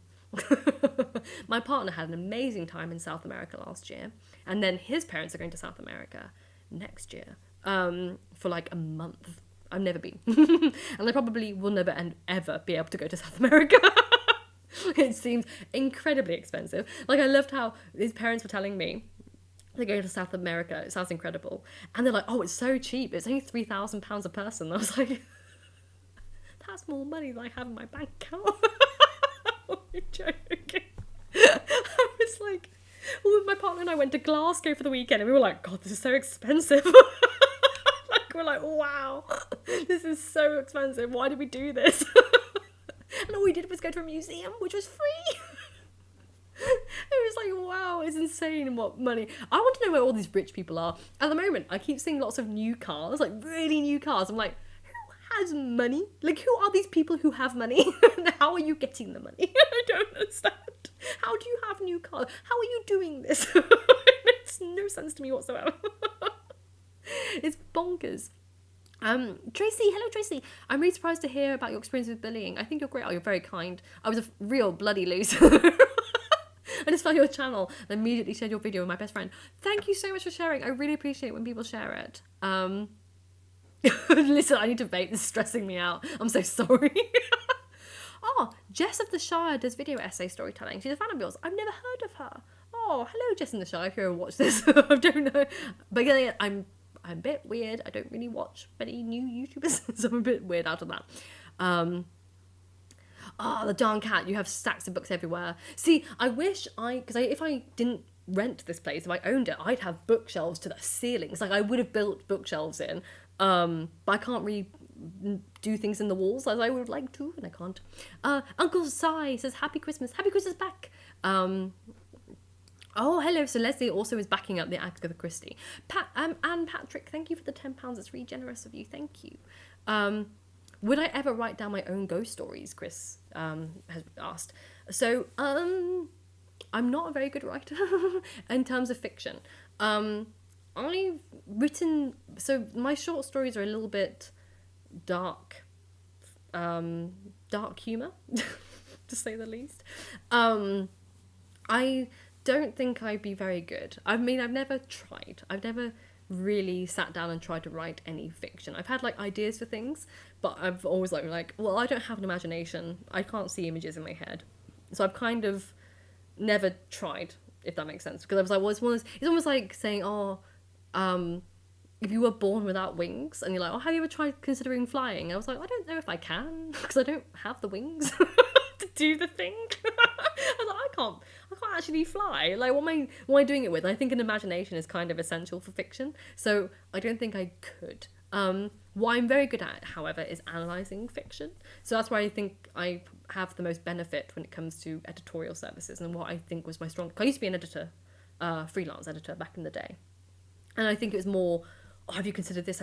I like making connections. That's where my strength lies. So I can help people normally with that, and strengthening kind of how their story comes together. But I can't see anything, so I probably wouldn't be good myself with writing. Living in a Fantasy said they can't watch the stream, but they'll watch it tomorrow when it's finished. So when you're watching this, hopefully you'll hear this and Happy Christmas. And Alta says Merry Christmas too.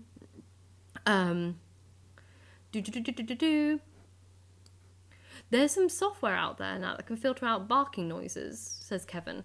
Oh, I mean, I'll look into it, but she's very loud. It's like it doesn't sound like background noise. It sounds like very much present noise at the mic. Like she's incredibly loud as she barks. And everyone was marking on my dog when she was on my lap. I can't go down. Go down. There we go. Samantha says, I was bullied myself, not just by those in my class, but by teachers too. Oh, I feel that. There was one teacher who really bloody didn't like me, and I feel that too. I remember at 4 years old, teacher told my mum that I was too thick to understand things. Wow, are we the same person? Did we go? Except it was my mum who told me that, not my teacher. But I feel that. I was too thick too. I get it. But also my English teachers all thought I was so thick. And I remember one of them hearing that I went to university, and they were like, Cinzia, she's not academic. I was like, thanks. And that was my history teacher as well. I was like, thank you for your vote of confidence in me. My teachers, they were like kind of ambivalent. I was kind of like, I was an okay student. I did A's and I was never in trouble, so they were okay. But there was one that just didn't like my mum, so she didn't like me, and that was brutal. I hate it when teachers like take it out on the kids. Merry Christmas, Anne! And oh, hello! Someone just did a little squeak. Come here. Do you want to go say hello to people? This little man just did a little squeak. He's awake. Hello.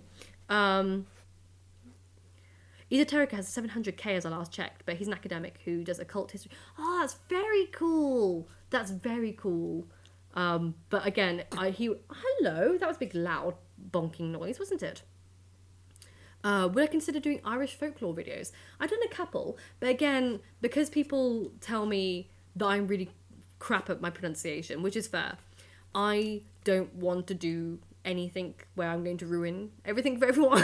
I was like, I really shouldn't. Hello. Hi. Yes, all the kisses. He can smell my lipstick. He's always like, why does that smell weird on your mouth? I know, it's weird, isn't it, my darling? Everyone say never a loser. I was always a loser. Oh, which fire said I can help with pronunciation? That's very kind, thank you. Because it's like, I would butcher. I can barely say Saoirse. It's like, Saoirse. Every time I see the word. Katerina, hello. When I leave my PhD. What? Where's the first time I heard? I logged on what? Like it was like, yeah, I'll leave my PhD. People logged on at the wrong time.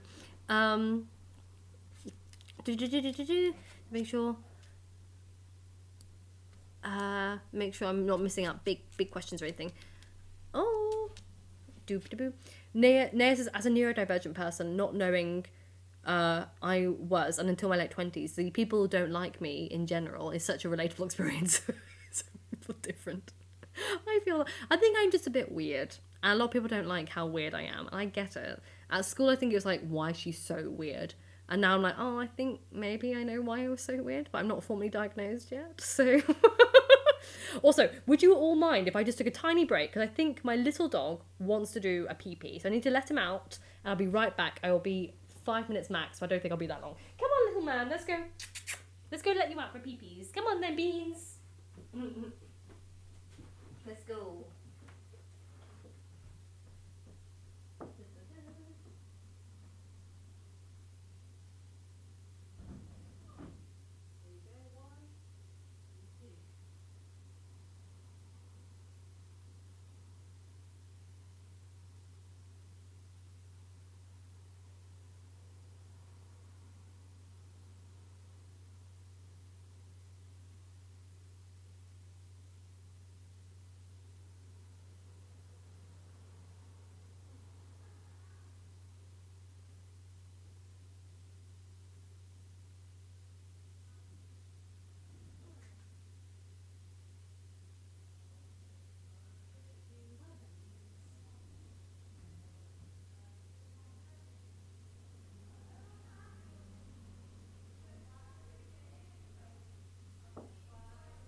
I'm back!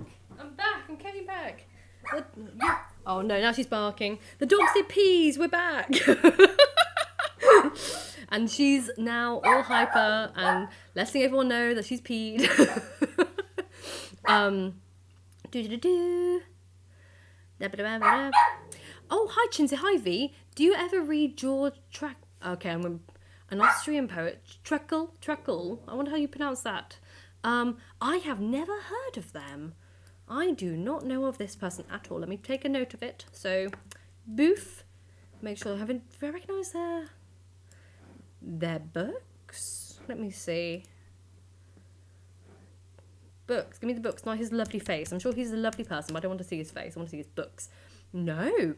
I've never even seen any of his books. I assume he's primarily a poet. No. Surrender to the Night. I've seen that. Oh, I'll have to look into that. Thank you. I've never even heard of him. So thank you so much. Let me see. I thought cootie. So for some people, the cooties never go away. You're right. And then those who view you. I'm glad the cootie analogy worked for people. I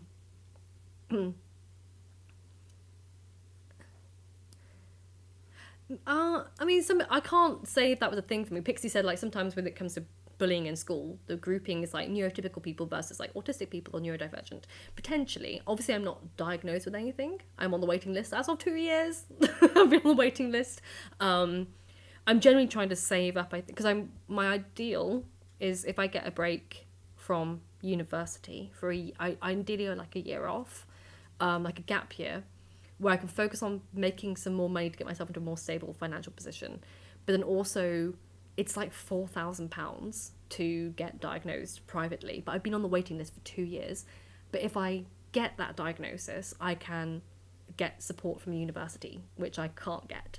So I was thinking, like, maybe if I took a year out where I could save enough money to then probably pay for the diagnosis, to then when I come back to university, I can ask for the disability support that I need. Like, just it's not like money or anything like that. It's more literally just physical support for my needs. Because I always keep saying to my supervisors, I was like, I feel like I'm speaking a different language. And then they'll say something and I'm like, okay, it's this. And they're like, why did you say that? That's not what we said at all. I was like, I'm so confused. I was like, I feel like I'm speaking back in Klingon and I'm just doing it all wrong always. And I was like, I thought you told me to do this. And they're like, yeah, but not like that. And I was like, I don't understand. I need a translator between me and normal intelligent people, because I need someone. I can't do it, and I'm getting really ill. I'm getting really sick and really ill, and it's like making me really unwell. I could just do with a break and some help, but I can't get any support at all without a diagnosis. So hopefully, fingers crossed. Lucy says, I cannot reconcile how Chinzia talks about herself and who she is. I mean, I always say this. I was like, it sounds harsh, but I was like, I know me better than anyone else. was like, I know a lot about myself in terms of like what I am. Oh, thank you, Leslie, for saying that the analysis of bullying was good. Thank you.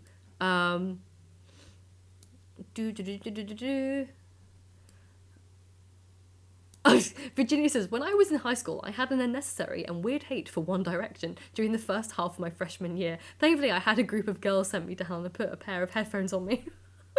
That's really funny. You know what? I've only ever heard one song of theirs, and that's that one that was like, You're Beautiful, and that's it. I've never heard anything else by them. But again, I'm really weird in that my Spotify Wrapped is literally the same songs every year because I listen to the same music every year. And I've listened to the same music since I was 18 and I don't change it. So it's like, I've just, ever since I got an iPod when I was like 18, those songs have just translated over different devices over many, many years. So Spotify Wraps, no surprise every year. I'm like, well, it's the same as last year.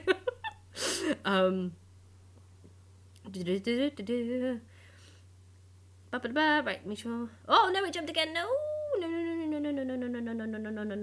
Here we go, back again. Yeah. EM says, as a fellow loud woman, I very much appreciate you and the views you share. Chinsey, oh, thank you. It's really kind of you to say. Oh, thank you. Kicking ass at 200k subs. I don't know how.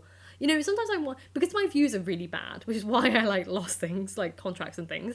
I was like, my views are really bad. I'm like, are my subscribers real? Because the number keeps going up, but the views don't. I'm like, are they all just like, is it like a bot? It's like a bot system. I don't know. I got really scared. Like the views, I was like, I'm either really crap at YouTube or I'm doing something really wrong. Or there's a bot. I don't know. I always get confused. I'm like, I'm not sure if there are 200,000 people who've seen me. I think I've just got a bot. I think there's like a bot that's breeding there. Oh, Virginia says, I have the same fear with other people to the point that's hindering my education. I mean, same, Virginia. Same. Which is why I'm hopefully only temporarily leaving my PhD, but possibly just leaving the PhD. Because it's just...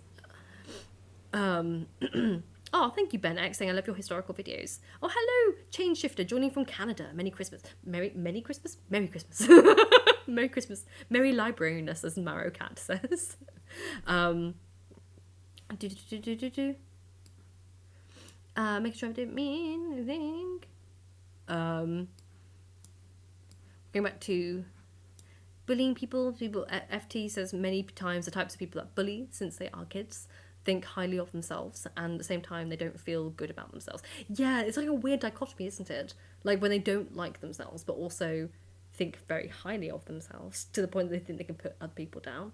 I was like, I don't know if I envy that or not. I was like, at least I don't have the self-hatred. But maybe some self-delusion would be nice. I don't know. Would I benefit from it? Don't think so. Oh, everyone is Jess of the Shire. I'll have to look into this person as well. Everyone's like wondering where people, like Jason's like, where do these people get money from? I'm just saying, I don't know where they're getting money from. Like, why are they all so rich? How are people affording children? I'm like, people have babies now. I'm like, I'm sorry, when did you become a millionaire? Like, how can you raise a child in this economy? So I've got an itchy nose, so if you keep seeing that, I'm so sorry. Eric says Jess of the Shire does loads of Tolkien. I mean, I should have guessed from the name. She does a lot of Tolkien. I need to do more live streams. I do them for my Patreons. Again, because I'm scared of people, I don't really do live streams because I'm scared. I'm scared of people. But at least with my Patreons, I like kind of know they're very, very, very nice. So I'm just like, these are really nice people. I'm not too scared here. There won't be, Janice, there won't be any new videos about the writing group before the new year because I haven't made the website yet. Because my website got closed down on. So I need to make a whole new website and build that up so I can actually direct people to a place where they can start signing up for things. So it won't be for the new year, I'm afraid. It probably won't be until after I've done my pause of my PhD, if I get it, or drop out PhD, which will be probably mid-January. I'll find out then.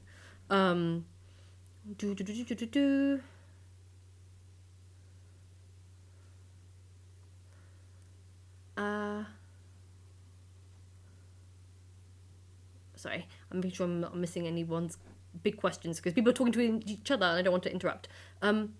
Oh, hello. E. Urbach says, have you ever considered or tried to make someone else's story into a screenplay? No.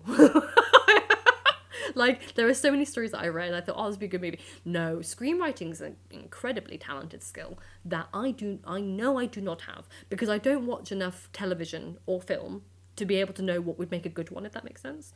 Like, I probably watch a film a year of my life. I've probably only seen one film a year every year of my life. So there's probably like 33 films in my life. And even then, I've only seen a few shows. Like, I've only just watched Sherlock for the first time because my boyfriend was like, oh, do you want to watch Sherlock? I was like, never seen it before. So I would not be good at being a screenwriter, but I have a lot of friends who take screenwriting very seriously. Like that, and they're very talented at it, and they've done a few shows. So I know I couldn't do what they do. Like, I know I could never do that. John Clark, thank you for the channel, the streams and the videos. Oh, thank you very much, John, for commenting and for being so supportive. Thank you. Merry Christmas back. Oh, John Darwin says, what gave you your spark for insatiable appetite for reading? It was weird. I didn't read when I was a kid. I've talked about this a lot. I read like the odd thing, but obviously I didn't know then that I was dyslexic. And whenever I found books that I liked, I was discouraged from reading them because they weren't real fiction. And that seems bonkers to me now because, you know, back in the day that was like Of Mice and Men. They're like, oh, American fiction is not real fiction, I was told. And I was like, every time I found something I liked, I was always like told it wasn't good enough. So I just didn't bother reading. And then when I was in my gap year, I still wasn't reading. I failed all my exams. And I was working 2 jobs. I worked at a supermarket and I worked at a clothes shop. And I didn't really read then either. I reset all my exams, literally all of them. I failed every single one. I had to reset the whole 2 years of A-level in the span of a year. Did well enough. And then I went to university and I was like, well, I need to read books for university.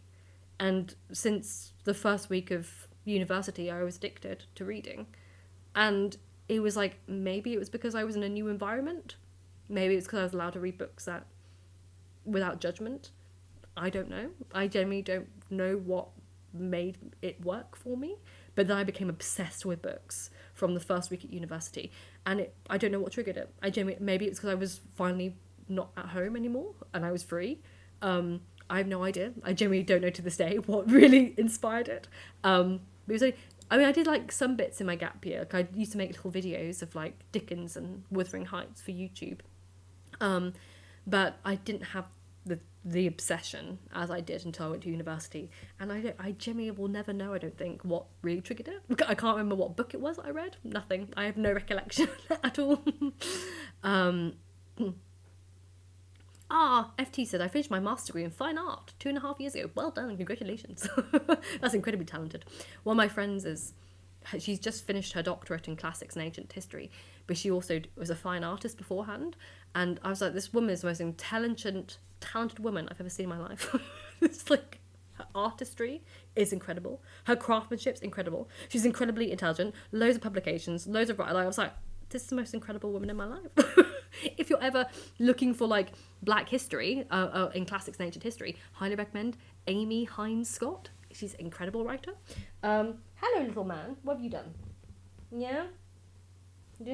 I think he's just done a really stinky fart, I'm afraid, and it's really smelled the room up, and I'm not happy. I was like, for a tiny little creature, he can make such a smell, and it's really gross. He's such a powerful bottom. I heard the noise, and now I can smell it, and it's really gross. I was like, thank you, my little man. That's really, really unkind of you. Oh, it's proper stinky. No, you're horrible to me. Why did you do that?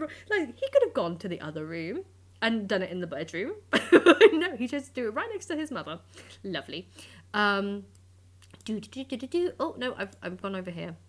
I don't want to interrupt people's conversations here because people are actually having conversations and I don't want to interrupt. Oh, but I think I've caught up. Oh, hell yes, I've caught up. Keyboard Cowgirl says, I'm so sorry you've been shut off from support. I've been on the waiting list for trans stuff for 6 years. Bloody hell. And only just got started with appointments a few months ago. Oh, I hate it more with the trans like work in general. Like the waiting list, like, because my friend, after I think he was on it, well, I'm going to say they, like, use they at the moment a little bit more, but they were on the waiting list for many years to get chest surgery done. And they only just did it recently as well. And the waiting list and the torture you go through, and like the debates of like, should I go private or not because it's so expensive, it's insane. But it was very different, weirdly, with because my uncle is a trans man, and he transitioned in the early, like before I was born, so probably around 89 or 90. Oh no, did I just crash? Let me try that again.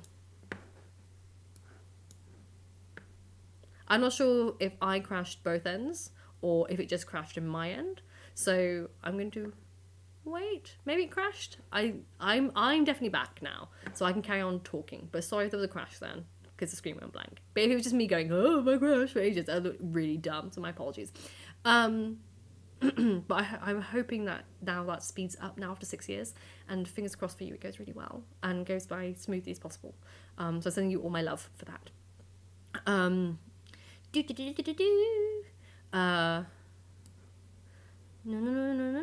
Make sure I didn't. Bosado said, "What if we're all bots, Chinsia? Someone is pulling the Truman Show on you." Could you imagine? That would be terrifying if all my subscribers are just entirely bots. Because no one believes me. I remember like many years ago, I did okay on YouTube. I wasn't like lots of followers, but one of my videos did really well on philosophy, and I was going for a job for social media. And he didn't believe me with my numbers. And I said, like, how many numbers it's got. I think it was like 135,000 views on this. I think it was my modernism versus postmodernism video. And he went, are those numbers kosher? And I was like, I'm pretty sure. I was like, it could have maybe 1,000 off or so. Because you weren't allowed your phone in the interview. It was really strange. You weren't allowed your phone in the interview. And this man was like, I'm not entirely... And he kind of hinted that he didn't like the idea of hiring a liar. And I was like... I can't prove it to you because I don't have my mobile phone. But I was like, I don't want to work for that person anyway. He's horrible. And ironically, that company now follows my social media. And they look at all my stories. I'm like, is it him? Is it that man who didn't hire me in 2017? And like, I went, because either, obviously then it's the person, whoever they hired is a social media person. But then also I'm like, well, they wouldn't know I exist. So, I was like, I wonder if it's him. All these years later, he would never believe that one of my videos got over 1 million views. He'd be shocked. I'd be lying. I'd be a liar. But we were like gaslighting myself, like, it's got that many views, right? And I got out my bag and the interview went, yes, it has. I was like, I wanted to go marching back in there. I was like, see, I got a thing. Hectic says, are you more scared of people or bots? People. I have no fears of AI. Like, I'm just like, yeah, it's fine. I was like, people are worse. People are horrible. I was like, that's so scary. They leave the nastiest things. So yeah. Saint questions. Have a good day. You too. Thank you. Miss Kitty Wampus says, took me 25 years to see Rayman. I don't even know what that is. So I definitely don't know that. Deliberately Random says, do you listen to audiobooks? I do. Though I made the mistake of listening to an audiobook that's really hard. So I am listening, what's it called? It's a really strange, it's a philosophy book. Gods. Here we go. It's a book called All Things Are Full of Gods. And it's like an 800-page philosophy book. And I thought, well, I can't afford that book, it's really expensive. I'll get it on audiobook because I have this subscription. So I was like, I'll just buy it 1 month with it. Oh my God. It is so hard to follow. I'm just like... I was like, I've got like 13 more hours of this. I'm like... It's about like the philosophy of the mind. And it's an entirely in Socratic dialogue. And I'm just sitting there going... I was like, I really should have got the book. I could at least follow the book. But then this is really hard. When she says something, I'm like... Bloody hell. It's like, why did I waste my credit on this? It's really hard. But then I don't like starting a new audiobook without finishing one. So I'm like, you have to finish this 13-hour philosophy textbook about the philosophy of the mind. And you can never do another one. So I probably won't listen to an audiobook for the next year because I'll just be like, no, never. don't want to. It's too scary. Lucy Willis said, I would love to recommend films to you. I would start with A Matter of Life and Death. I've never heard of that either. A Matter of Life and Death. Though I am excited for Christopher Nolan's Odyssey. I've heard that Christopher Nolan is doing the Odyssey, and I'd quite like to see that very much in 2026. There is a free movie on YouTube called Hundreds of Beavers. It shouldn't be as good as it is. That's hilarious. That's so weird. Would I read anything metaphysics? I have read metaphysics. Because when I was working in my last book-selling job, I was the philosophy buyer. And I really enjoyed metaphysics. In fact, though, my partner and I just got into an argument over a philosophy book called The World Does Not Exist, which is a philosophy book that I really enjoyed. And I was like, oh, but the world does not exist. And he was like, what are you talking about? And I brought out the book. We were just like sat there. He's like, this is stupid. I was like, no, it's not. It makes perfect sense. And we're like, it's like a fake argument with two of us. Like, see, the world does not exist. It's so well explained in this book. So yeah, I do miss philosophy a lot. Ramona says, I follow you sporadically. I'm not consistent in anything. I mean, I'm not consistent in anything either. I relate. I don't know where I'd be without movies. It's great to watch a movie when I get tired of reading. See, I just don't watch things. I recently got more into movies this year because there were a few that I wanted to see in the cinema. So I saw Oppenheimer, and then I saw Heretic, and then I saw Wicked. And that's the most films I've ever seen in 1 year in my entire life. Those 3 films. I literally came out of the cinema after Wicked going, I have never been to the cinema or seen a film that many times in my entire life. I was like, bonkers. And 2 in the same time of a month. Like 2 of them were in less than a month span. That's insane. There was like all these films really intrigued me, so I wanted to go see. Halo says, also a real subscriber. I think since you moved to Edinburgh, you've been a subscriber for 10 years. That's a long time. Thank you so much. Raina says, I'm currently working on a paper that's over a month and a half overdue. Oh, good luck.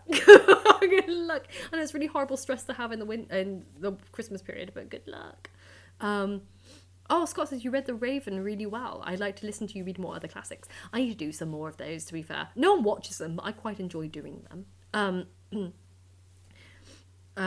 Janice says, is the writing group going to be based on a website? I thought it was just going to be Patreon based. Oh, no, I'm going to do, so Patreon's going to get access to 1 too, but I want to organize, it's going to be official where I make a career from it as well. So Patrons will get access to versions of it, but I also want to make more versions of it for other people to join, like one-off payments if they want to join a writing group. So that's why it's going to be an actual business model outside of Patreon.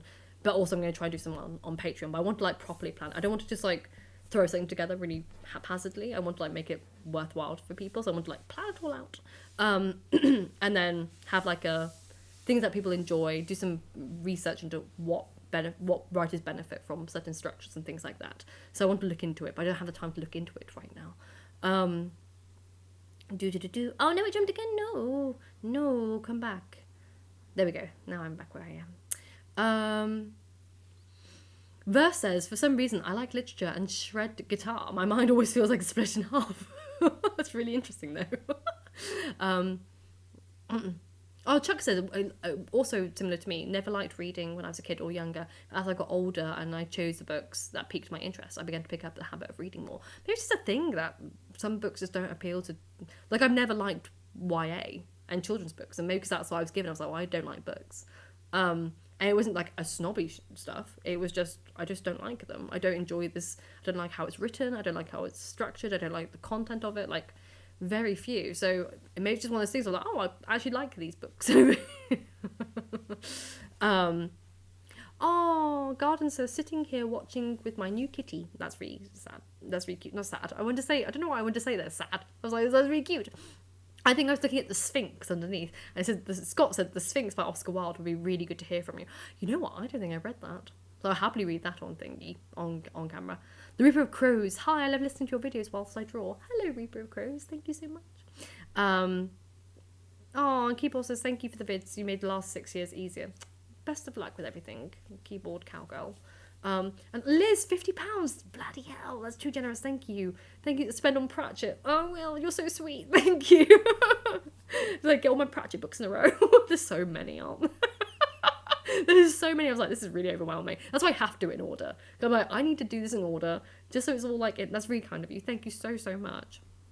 Oh, that's so interesting. Kitty says, I tend to binge read at the expense of everything and then not read for months at a time. That's really interesting. I'm a weird reader. I'm incredibly slow. But also, if you go through my books, like, I can be on a book for like 3 months and people take the pee out of me. But if you go in there, it's just covered in notes. It's like, no one else can read that book afterwards once I'm done with it. So it's like, but then I don't read books a lot from cover to cover. So a lot of these ones, I've just like read the chapters that I need to, and then I moved on. Cause I don't have time to just sit there. I'm doing all these things. I'm just like, I need this section, this section, and this section. And so it's like, I don't finish books. So people probably think like, oh, she doesn't really read, because I think I've only read like 30 books in total this year, like from cover to cover. But I don't include anything I read for university, and I don't include any of the academic papers that I read for university or for work, and I don't include any of the chapters of books that I read for things. I know some students have included books that they've only read like a couple of chapters of, and they're like, oh, I read this non-fiction book, and I can't do that. But then I read a lot of these random things, so I don't know how many words I've read in total in the year. But full books I don't tend to read as much anymore, because I'm just always jumping from topic to topic all the time. Frequent 4995, thank you so much for your amazing content. Please continue. Thank you so much. I really appreciate it. Thank you. Versus, I don't think I'm a bot. I need food and drink to survive. But what did the bots do too first? What did they do to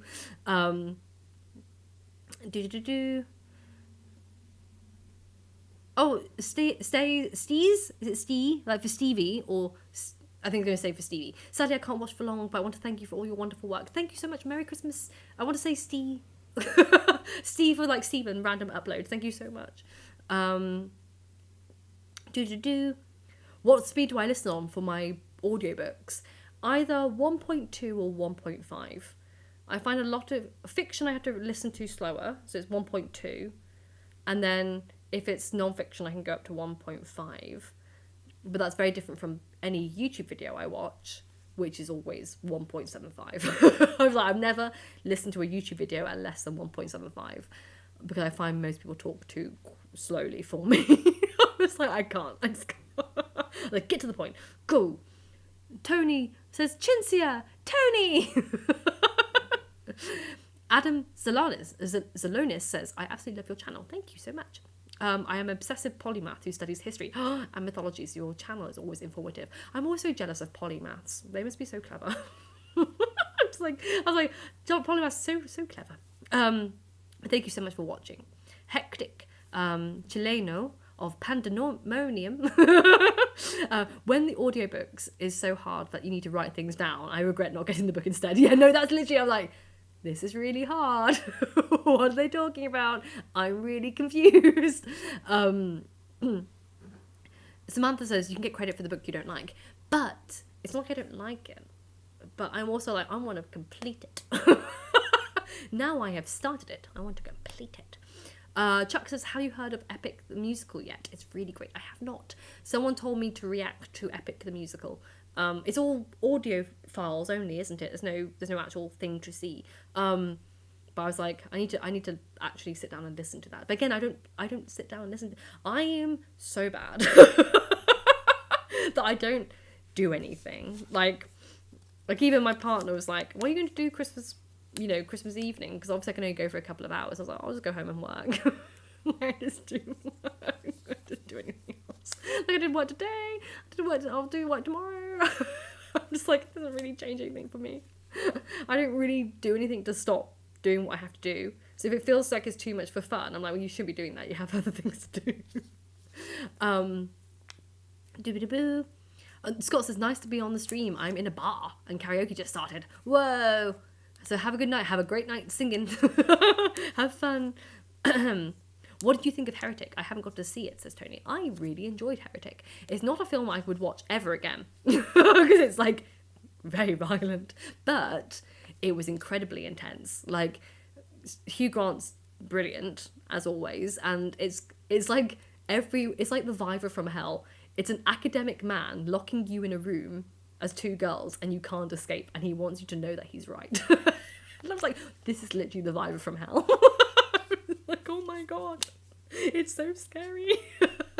I thought the ending was weak. I thought the ending got silly. And if you watch it, you'll see why. But I don't think it takes away from the rest of the movie. But I would say the last 10 minutes, I thought, oh, you had a really good idea and you didn't know how to finish it. And that's what I would argue.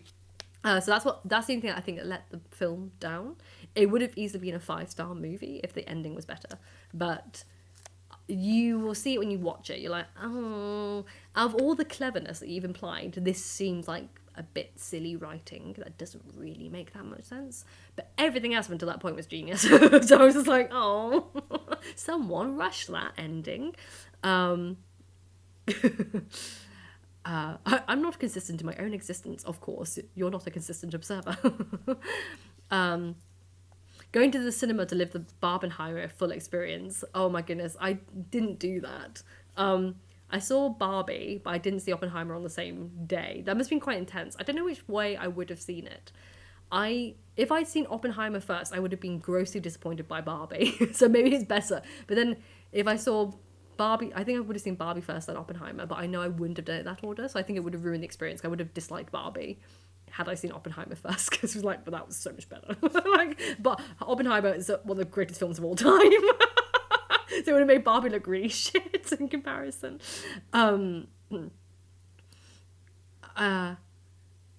Lucy says it's an A24 film. Oh, I don't know what an A24 film is. If Lucy likes it, clearly I would like those things. John says, Merry Christmas. Merry Christmas, John. Hope you're enjoying the festive period. You look radiant. Oh, thank you very much. Thank you very much. I put on my makeup very quickly for the live stream. I thought I was going to go on with no makeup, and I was like, no, put on some makeup. Be nice. Put in some kind of effort, Jinsia. Oh, the A24 catalogues would be right up my alley. Oh, interesting. I've never heard of this term before, ever in my life. I saw Conclave this fall. Excellent. I'm working on final thesis of second masters. Wow, implied sociology. First in history. Wow, well done, Brendan. Brandon, sorry, not Brendan. Brandon, my apologies. Oh, and then EM's looking forward to Nosferatu. That looks a bit violent for me. But I liked the figure of Nosferatu, but it looks too scary. It's like, I hate the feelings I get when I see a knife go into someone. It like hurts. I can't explain it. I'm like, ah. But I'm the same with other things. If my dog's hurt, I feel it. And I'm like, ow. Like, they get hurt. And I feel the same thing. So I can't really handle any kind of real blood, which is a bit strange. But well done. Too much YE. So, Hippodamia says, too much YA and even new adult literature overlaps with romantic, of which I'm not a huge fan. I wonder if that was it. Like, if it's too romantic, I was like, well, I'm not a fan of romance either. So, as a kid, I would have been like, I don't really care. I was like, I don't really care. Enough with this. Garden Fairy's like, I've always struggled with the run-on sentences. My whole life is a run-on sentence. All I do is talk in run-on sentences. Have I read Gregory Maguire's Oz? So I want to read that. I do have a copy of it, but I have not read it. It's one of those things I was like, oh, I'm not sure if I'll like it. And I hadn't seen the musical either. And I was like, I'll watch the film because my partner really loves musicals. And then I took him there as a date. And I was like, oh, that was really interesting. But I heard the book is darker. So I would prefer that, maybe. Though interestingly, because I've heard it's a lot about animal activism. And I was like, oh, is the author like a vegan or vegetarian? And they're not. So I was like, interesting. I was like, oh, maybe it's like a vegan book about animal activism and stuff like that. I was like, oh, no, it's not. Okay. Chuck says, I'm completely opposite. I tend to make an effort to keep my books nice and clean. Oh, no. No. All my books are scribbled. You would be horrified at the book that I'm currently reading, at the amount of scribbles in it, and sticky labels, and little notepads and things like that. Like, it's obscene. I was like, there's no white space anymore. There's nothing underlined. It's impossible. So that's why they either they borrow a book from me before I've read it, which I don't like them to do because that's a taboo thing. Go to the library if you want to read a book that, but most of my books were all scribbled in consistently. I've answered that one. Naya, you were part of the reason I managed to push through the slug of inertia to keep my literary interest going. Oh, well done. My first paid short story was published in a magazine yesterday. Ah, that's amazing. Well done. Well done. Congratulations. That's amazing. And paid as well. Ooh, fancy. I've never been paid for writing. I mean, like, obviously except for jobs, but like, not actually like my own writing. I was paid as a ghostwriter. Like, as a ghostwriter I was paid. Lauren Anderson said, any faves or recs for philosophy books? I mean, I always say I prefer to start with the ancient Greeks with philosophy, because I would have only gone into philosophy had I read like Plato's Republic and Aristotle. So I would start there and then see what you found interesting most out of their discussions, and then branch off from there. So some prefer like ethics, the philosophy of ethics, and then I was more interested in metaphysics, and then I got more interested in existentialism. And I did a little existentialist course a couple of years ago. I did a lot of philosophy in my master's program because there's a lot of literary theory and they kind of overlapped. So I'm more interested in existentialism. But I mean, no. I was trying to think like, where would you start? There's some really good videos out there and like blog posts where they talk about, depending on who you want to start with, where you should start with their works and their interests. I really liked Merleau-Ponty's, but would that be an easy one to start with? I was like, I don't think so. Okay. Roland Barthes is accessible in terms of he's more published more regularly, but he's not the easiest writer. I think you can never go wrong with starting with the Greeks and then figuring out what you want, what you're interested in, because there's no point going to a modern philosopher, quote unquote modern, and then going, this person's not making any sense. Because I really enjoy people like Nietzsche and Heidegger, but if I'd started with them, I wouldn't have enjoyed them without having read before, if that makes sense. So, but then you can read like nice introductions to philosophy. I know I don't like Alain de Botton. I know a lot of people would recommend Alain de Botton. I would say work with, is it Alistair Gray? I think it's Alistair Gray. I always forget his first name. It's A. Gray. His philosophy books are quite accessible and very well written. And I think I'm going to say, because I always get him mixed up with the other Scottish writer, Alistair Gray. Yes, it is Alistair Gray. No, see, this one, it's not Alistair Gray. Who's the philosopher? I always get them mixed up because there's a Scottish writer called Alistair Gray. Is it John Gray? Fuck off, it's not. It's not John Gray. Who is it? It's an A. Who is he? Now I've got all my names mixed up. Hold on. Ginger Sinky. John Gray's good. Like I was like, I recommend John Gray as well. But he's very like niche-y kind of philosophy. It's a bit more absurdist. Who am I thinking of? Can someone tell me? Does anyone know who I'm thinking of? Like, it was like, I saw him in I swear it was Grey. His initials are A.G. Grayling! It's A. Grayling. There we go. I wasn't too far. What's his first name? What's A.C. Grayling? What's your first name? A.C. Grayling. I knew it was a Gray. What's your first name? Anthony. I never knew that. No. He, however, because I only know Gray, he's done quite a few philosophy books that are very, like Philosophy and Life was very good. And he's done the History of Philosophy, which was very, very good as well. And it's very accessible. And again, you can branch off from him because he's intelligent enough without being pretentious. And he understands his shit. But you can lead in from that.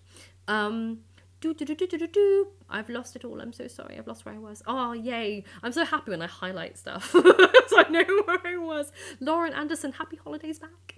Thank you so much. And I've got back up here. Oh, hello, X. Hi. Oh no, I've just I've watched your videos for years. Thank you so much. Love all your content and follow all your channels. Thank you so much. Especially loved your video on the Mary Lloyd. Oh, thank you. Yay! Oh, I'm so glad I got Welsh support. Yay!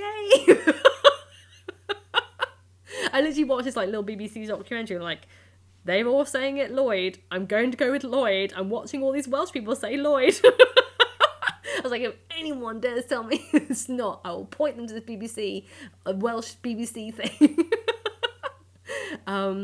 You also inspired me to complete my BSc honours in computing. Yay! I'm so glad I inspired other people to do their degrees when I'm like dropping out of mine.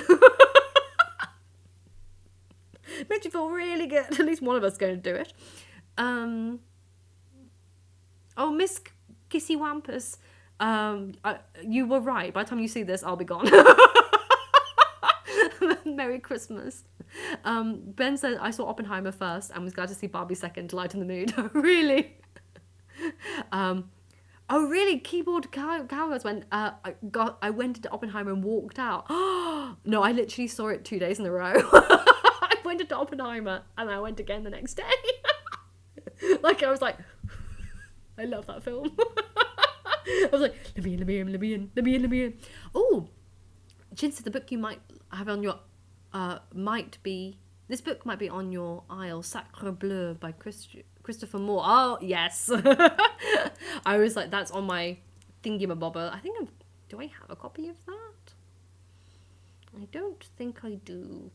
But I've been recommended that before in the past, so I'm going to take note of that. Oh, A24 Films specialise in psychological horror. Okay, that's probably why I will like it. Hegel or Deleuze? Deleuze. Hegel's just complicated for the purpose of being complicated. It's something like Kant. I'm like, just fucking say it shorter. You're saying that in such a long way. I could have said the same thing in like 3 words, Kant, but you decided to go on and on and on. So I was preferred Deleuze than Hegel, just purely for writing. Though, in principles, I probably like more of Hegel's principles. But for writing and reading, I prefer Deleuze. Go down. Oh, thank you, Tony. Also complimented my sweater and my setup. Thank you so much. Does everyone like my pen holder of Julius Caesar being stabbed in the back with my pens? I always appreciate that thing.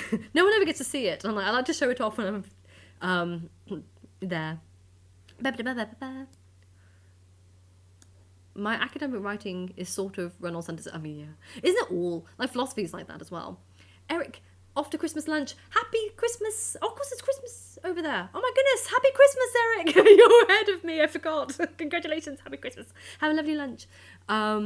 Rhino Gal. I'm a bookish 30-year-old woman with no close friends and a fixation with continental and postmodern philosophy. That sounds so cool. Is it over for me? My party days are over. No, your party days have just begun. Wait until the existential crisis of your mid-30s hits. Nico says, do you sing? I don't sing professionally, but I can sing. But I can only sing in really old-fashioned ways. So I can't sing like cool ways. I just sound like 1970s musical, like, you know, old school, kind of like My Fair Lady. I can sing My Fair Lady really well.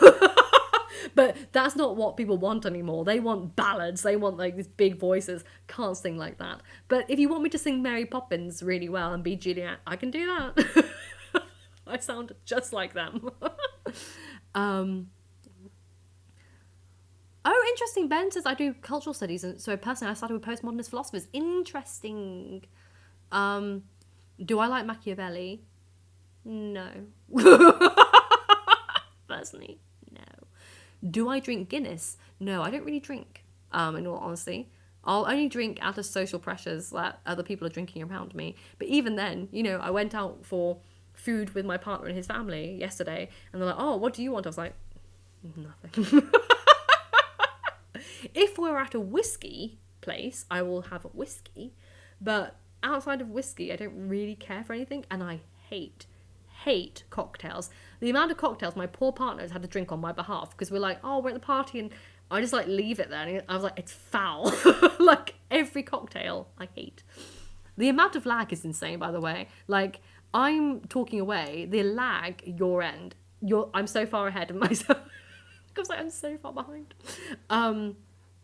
Oh, Jay loves Bart. I love Bart too. And you're right, Ben Willis, Hegel is a good start if you want to look into materialism. I hate materialism. It's purely because I had to do some recently, and I was like, I hate this. Like, I really dislike this. I don't understand. I'm stupid. What do you think of the writings of Nick Lane? I don't think I've ever read any of Nick Lane. Have I read any Nick Lane? Let's see. Nick Lane. Do I recognise anything? Oh, I recognise it, but I've never read any of his work. It's like The Vital Question and things like that. No, I've read nothing of his work. Absolutely bugger all. I'm not really a science reader. I very rarely read about science. And if it is, I tend to care more about, like, again, the dark things, like, you know, plagues and disease. Like, if I, like, when the pandemic happened, my God, I read a lot about pandemics and epidemics. Like, epidemiology, I was reading all about cholera. I was reading all about stuff. Like, I was really into it. I don't know why.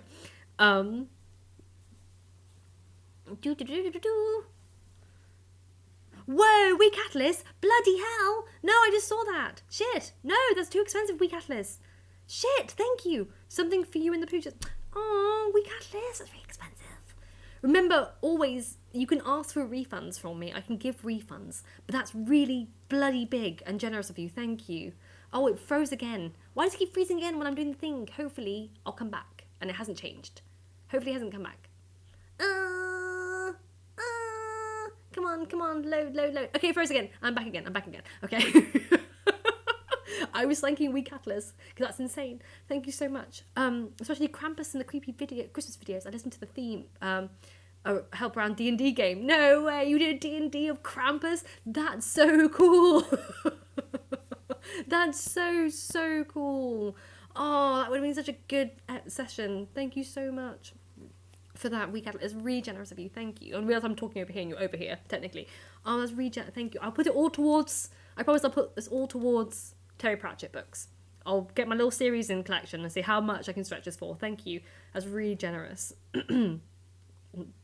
Oh, thank you so much. I have heard what's happened in Germany, which is devastating.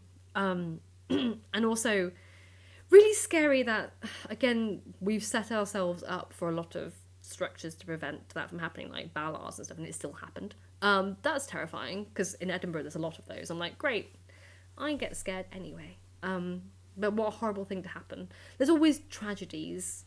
As I was saying recently, I was like, I don't know how Christmas is like the most joyous time of year, because all I see is, like, obviously you just get bombarded with charities as well, like the most horrific stuff happening in war-torn areas and like starvation and freezing, and I'm like, how is anyone happy? Because I was like, all my money goes towards a load of charities at Christmas time, as well as other people, but the amount of money that I spend on like dog thing, I get won over by every single one. I'm like, yes, Gaza, yes, dog charity, yes, homelessness and the shelter in Scotland, like everything just goes. I'm just like, how is anyone happy? Because all I'm just feeling is like, I hate myself and I hate the world and I'm really upset. Like, it's like, how is anyone happy? Am I a bit drunk? No. I haven't drunk at all.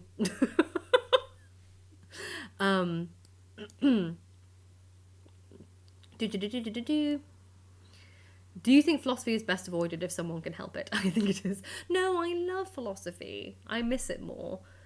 Yes, and Ben just said don't start with Foucault. I back this up. I couldn't imagine starting with Foucault. Foucault. It sounds like, I always say like fuck off Foucault all the time. Liz says, I feel so fucking proud of Scottish right now because of the week Atlas. I missed Michael's, but Merry Christmas, Michael. You won't have seen this because you've gone off, but toodles and have a lovely lunch. I don't know why. Nico, I think I had too much Guinness. Good old Guinness. I never had Guinness. It doesn't really appeal to me. I don't really drink beer. What's my favourite movie? I mean, it's either Oppenheimer or Shrek. They're both in first place. Hi, picket fenced. I just saw his big high chins here. Yeah, that's what I mean. So everyone, again, I laugh a lot, and people just assume that you're drunk. I'm a giggly person. I've always been a giggly person, and again, that's why I was very much picked on at work and stuff as well, because it was very irritating to people. I giggle. I've always giggled. I giggled as a kid. And then when I was a little kid, I remember being at school, and people said, "Oh, it's an anxious laugh. Like she's just always anxious," which probably makes sense. I can understand anxious laughter being a thing, but also I'm more of a positive person than people probably realise, like online. Like my partners and I are always laughing. Like all we do is just like mess around and laugh. Like we're quite positive people and quite happy-go-lucky and quite energetic. And I'm so lucky to have met someone who matches my energy. Because the truth is like, hell yeah, life. We just like run around. And I think I was always kind of ashamed of my laughter because in a sense because I was always told, oh, it's anxious laughter, it's nervous laughter, and I was always told like it was a fault in my understanding of who I am as a person, and like it was almost seen as a bad thing because I was like, oh, she's clearly not confident, that's why she laughs so much, it's anxiety and nerves. And yeah, I'm not a confident person, but I don't think if I was more confident I would laugh any less. I've always been a giggler. Like I remember I relate a lot to the geese in Aristocats. I laugh just like them. Like the two geese, it's just like, oh, like the geese were me. I was the geese. I am one with the geese, but it's just me. And so yeah, whenever I see the clip of those geese laughing, I'm like, it's me. Some of us are just giggling. And I used to have a French teacher who was always really smiley, and she'd always do this. I never saw her not like this. She just talked like this. And I was like, why does she smile all the time? I was like, I get it. I giggle, she smiles. It was just a thing. Let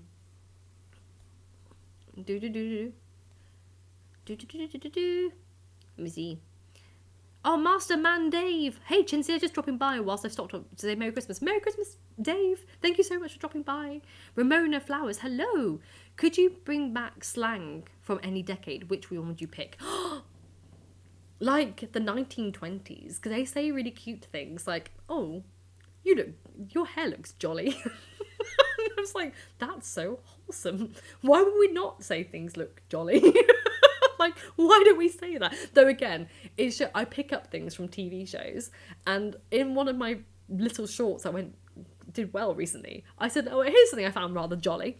And my partner was like, you picked that up because we watched Downton Abbey the night before, and you were talking, but I didn't say it with a script at all. I pick things up. So if I pick something up, like, oh, Boulder Dash, I'll just say it really seriously. And I don't know that I say it, but I pick it up from, what do you call it, period dramas. So anything period drama, I'm like, yes, let's say spiffing, let's say jolly, bring these things back. Boulder Dash, like everything. The 1920s has some good slang in them, and some of the things they say are just bonkers. I'm like, how did you get to that? But yes, 1920s. Question, Ben Phillips, not Ben Phillips, you're Ben Williams, I apologize. Question, do you think it's possible for me to do a PhD if I finish my MA with a merit in a subject unconnected to my BA? Oh, so your MA is not connected to your BA, but you're doing a PhD. My PhD isn't connected to my MA. It's connected to my BA, but not my MA. So I'm doing a PhD in what I did for my BA, but not my MA. People do it in all different orders. So yes, I think it is completely possible. Particularly if you have an argument that you've like demonstrated interest in that field. Absolutely. Some people go straight from BA to a PhD with nothing joining those two, but they demonstrated that they have an interest in this field. So just do it. You're not tied down to your subject that you studied formally. You're tied down to more that you've invested and you know the field. So they want to have confidence that you understand the field that you're entering, and if you demonstrate that by just personal independent research, they're not going to question it at all. No one would like to hear me sing. I do Reno Gal. What's my favourite whiskey? I like Speyside. And I primarily like Scottish whiskey, single malts only. I don't like blended, and I hate anything younger than 12 years old. Hate it. Anything younger than 12 years old is like battery acid to me. But, you know, my primary age is 15 to 18, which is really expensive. That's why I don't have it. Like, could you imagine? Thank God I don't care that much for whiskey. Because also, it doesn't do anything for me. I just like the flavour. Because alcohol doesn't do anything for me. As you can tell, I'm already quite a hyperactive person. So alcohol does nothing. I don't feel any different. I don't act any differently. I'm the exact same person. If anything, I'll get sleepier. Because now I'm like, oh, I'm tired now. I want to go to bed. Oh, Kai says Christmas here now, but it's 5:40 a.m. Oh no, that's so early. Why are you up that early? That's so early, it's horrible. Hopefully you've woken up and not you're still awake. That'd be brutal. Ben Williams like, see, I'm into Marxist criticism, so materialism is my jam. Ironically, in the video I've just scripted for the next scripted video I'm doing here, so I've got really itchy nose, my dog's hair's on it. I talk a bit about Marxist capitalism, so you may enjoy that. I touch on it very briefly. I don't want to go full head on into philosophy, but it's about reading and the spectacle. If you know about the spectacle, the Society of Spectacle, it's going to be on that.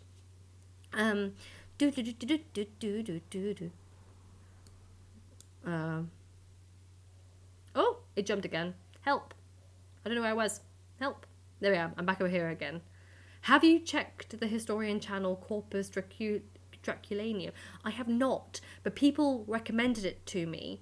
But because I was doing the second video on Dracula, I didn't want to. I'm scared, terribly scared, of being influenced by other people's content. So I don't watch it to avoid it. So I make sure that I don't take anything, even subconsciously, from them. So I haven't gone into it yet, but it was recommended to me on my Dracula videos. But I was like, I need to do my Vlad stuff first before I don't want to ever, even inadvertently, take something from someone else, like the way they phrase something or the way they position something. Don't want to risk it. Never risk it. I'll only ever look at a video if I need to know the pronunciation of something, and I tend to just like search the video of the person I'm talking about and then hope I hear it within like the first few sentences. I'm like, okay, I've heard it, go away. Which I didn't do for Vlad, which everyone told me about. So I was like, maybe I should have done it for the Vlad. So it's my own problem. So sometimes I don't, because I don't want to copy anyone, by even inadvertently. I don't do it, which is where I get mispronunciation problems down. I would recommend the Material Girls podcast. They break stuff down really well. I will look into them. Thank you. What do you think of the CCRU? I don't know what that is off the top of my head. CCRU? Oh, the Cybernetic Culture Research Unit. I'm afraid I know nothing about that. Absolutely nothing about that, I'm afraid. Need to do Material Girls podcast, remember that as well.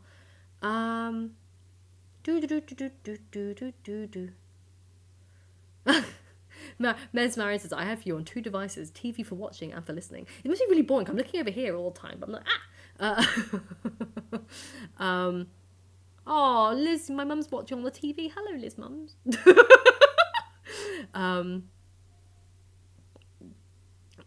This is adorable and confusing as an American. Oh no, sorry. Do you intro politics? No, I don't know what that means to intro politics. I don't know what that means. Sorry. Merry Christmas from Ireland. Thank you, Blue. Oh, Naya, 50 sec. Thank you so much. Leaving you with a small Christmas gift. Oh, thank you so much. No, I know I probably just missed you, Nia, but thank you so much. That's really generous of you. Thank you so much.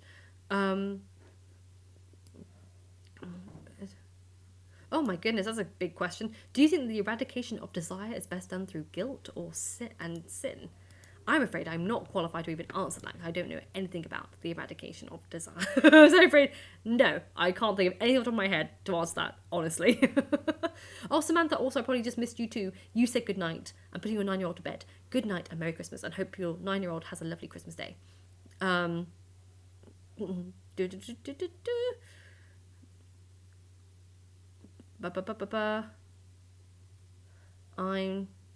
trying to make sure. Wait, Rhino Gal says, what do you think of traditional A4 paper dimensions? Do you think they're getting a little played out? Or being replaced by something better? I don't know. I never thought of it before.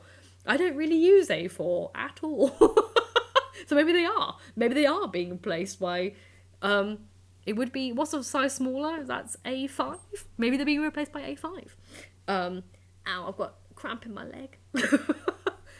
Max Islander... Man X Islander. It says, favourite philosopher. Before he became a Nazi, Heidegger. I liked Heidegger's writings the most before he became a Nazi. And I'm like... And then it's really awkward for me to say that afterwards. I'm like, he was really good at being in time. But he didn't even listen to his own shit. I don't understand. I don't understand the left turn that man took. I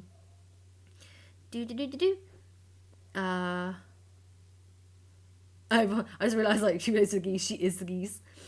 And Ben says, I've offended so many people with nervous laughter at inappropriate times. Thankfully, I've never done that, I don't think. I never laughed inappropriately. Hippodamia says, I have a similar problem with laughing. People thought I was making fun of them and being annoying. It really was just nervousness, trying to keep the mood lighthearted. So do you think I ever laughed at inappropriate times? When people get serious, I'm always quite serious. But if I'm just like working in a shop, I'm not taking it seriously.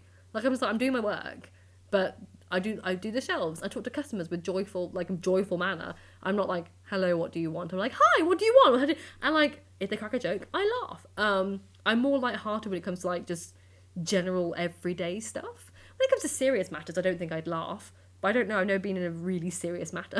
Because like, not that I can think of. Oh, Rhino says, Chingy, my favourite YouTubers, Internet Comfort Pal. Oh, sweet. Thank you so much, Rhino. What's that?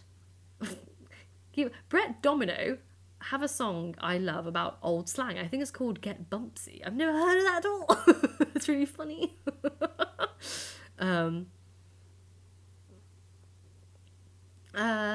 What's my opinion about the aesthetics brain rot that's going on? I don't know what aesthetics brain rot is. Like, I know brain rot is a concept and aestheticism, but I don't know what the aesthetics of brain rot would be. Like, how is that aesthetically implied? Is that... How is that a thing? Is it like people looking dumb on purpose? Is that the aesthetics of brain rot? Because really that's been around for a while. Like the whole stereotypical, but unjustified, but the whole blonde bimbo of the 90s was kind of the aesthetics of brain rot. Maybe. But I don't know if that's going around now.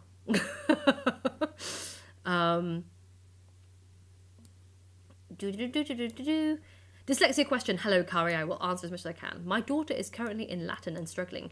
Do you find learning French easier than Latin?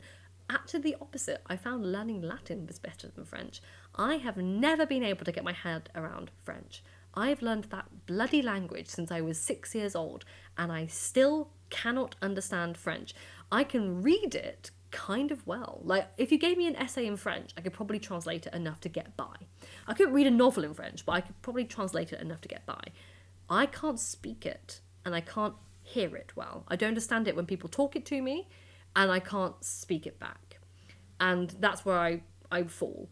Latin I got, and I think probably because it didn't rely on those two things. I didn't have to rely on someone saying it to me. I didn't have to rely on me speaking it. I found Latin kind of just like, oh, I get to just read this. And it was nice and simple.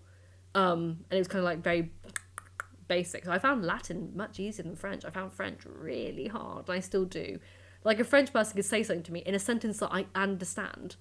They could say, like, je m'appelle Cinzia back to me, and I'd be like, what? I have no idea what you just said. I know what je m'appelle Cinzia means, but I still don't understand what you just said. But again, dyslexia is so varied, so it depends what your daughter struggles with. But mine's primarily phonetics. So my weakest section of my dyslexia was my phonetics. I don't understand the sound of language. So I don't understand how words should be pronounced, and I don't hear it. So I had the phonetics comprehension of a 6-year-old, apparently, according to my evaluation. I'm in the bottom 3% of the country for phonetics. To which she replied, I have no idea how you've got this far, and I cried.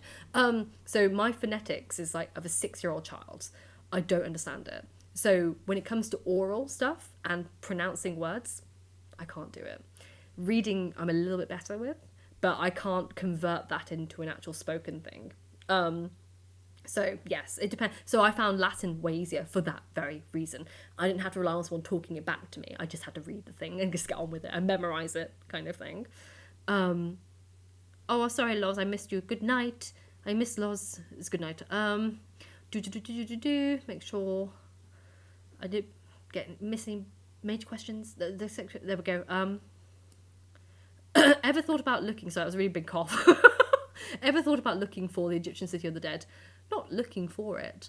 I'm not an archaeologist.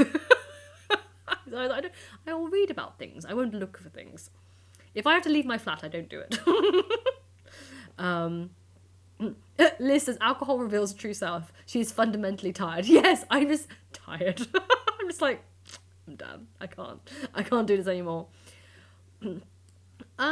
What's your opinion about graffiti? I personally can't stand graffiti and everything about it. Oh, I like graffiti. I like well done graffiti.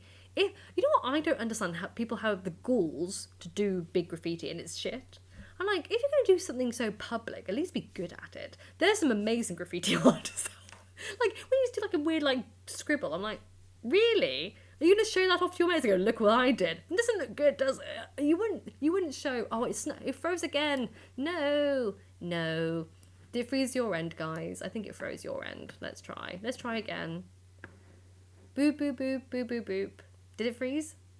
Maybe it didn't freeze for you at all and it just keeps going. And I just like went to myself, anyway, I'd rather not carry on talking if it was frozen for you. But yeah, basically I'm like, why would you show that off to your mates? This weird, stupid like A. I'm like, really? Be good at it. If you're gonna like make a big piece of artwork, be good. Like, don't just do it basically. So yeah, good art, good graffiti is just the same as artwork in my opinion.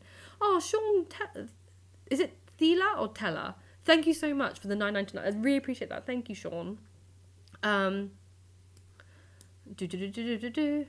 It's South African. Whoa, hello. Thank you so much. That's really generous of you. Thank you so much. And Merry Christmas. Is your video about how Dracula from the book isn't Vlad the Impaler? I haven't done a video on Dracula. I've done like how it's not. Basically, I did Vlad the Impaler, the myth, and then Vlad the Impaler, the real reality.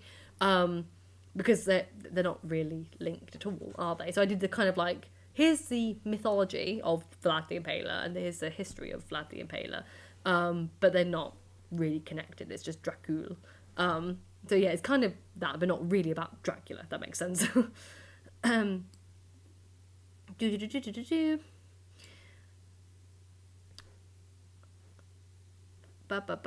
sure I haven't missed any big questions.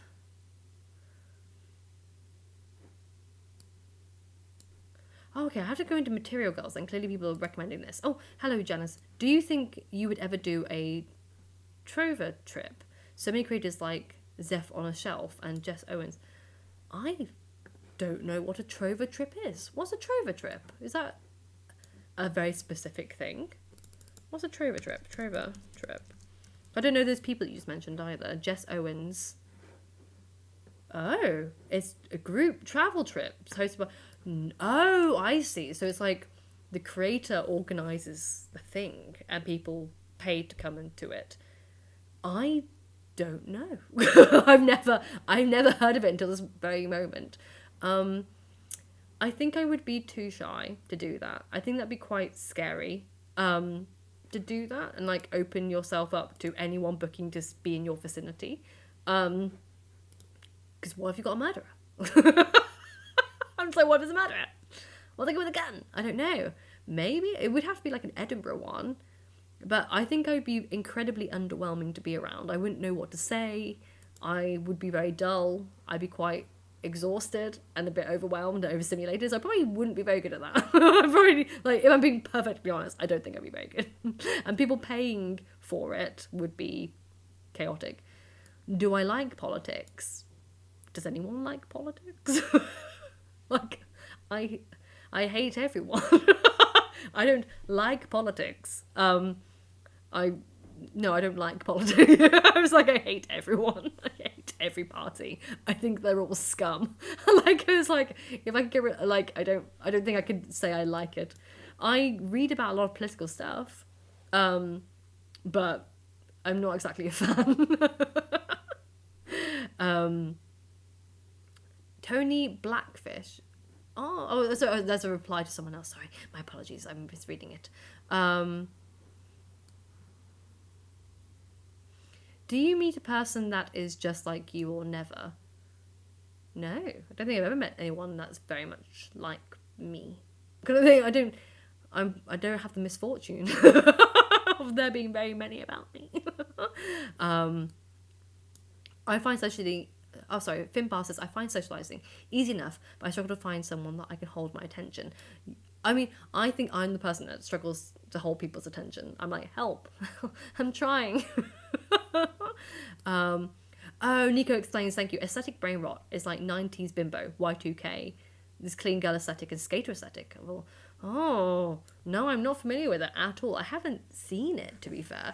I mean, to be fair, Y2K was ugly even when I was that. I didn't like that fashion sense when I was that age.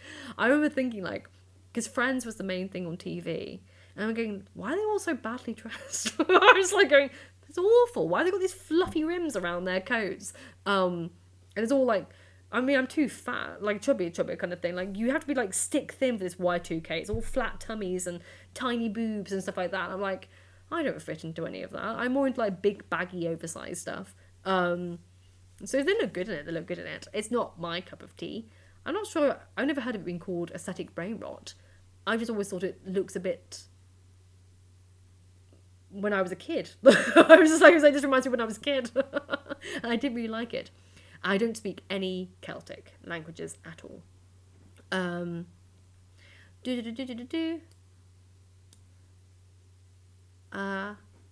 it jumped. Sorry, I was reading and it jumped. Where do I go?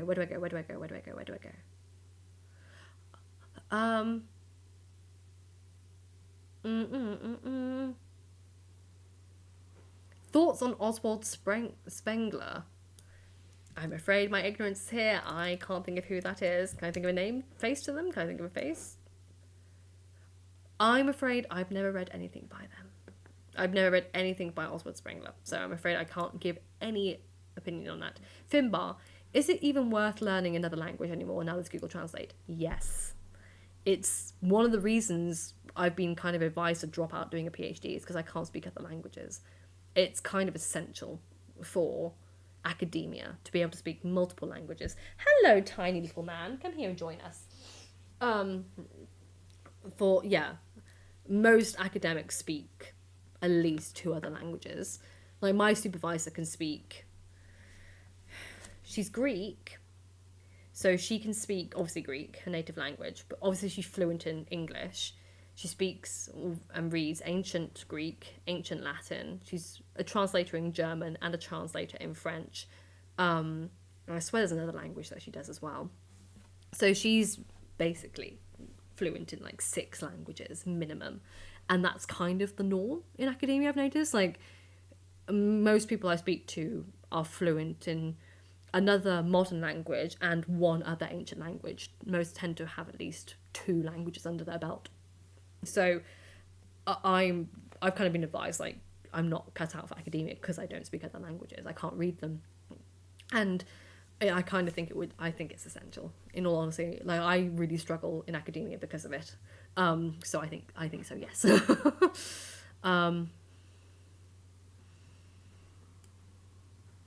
Yeah, Ben, a lot of us get that. Like, a lot of people, even without dyslexia, look at words and go, oh, that doesn't look right. It looks like it's spelt wrong. And that's kind of more of a cognitive dissonance to how we thought we would have spelled it in the past. But I'll read things backwards, so I'll read numbers backwards all the time. So unfortunately, sometimes it comes out in my videos. Like, sometimes I'll say like 1894 when I meant to say 1849, and I've written it down as 1849, but I'll read it backwards. And I was put things in the wrong order, and the same with letters, and the same with everything. They just change orders as well, which is really annoying. Oh, Halo went off to bed. Hello, lovely. Have a lovely Christmas and the rest of your year. Thank you for joining. And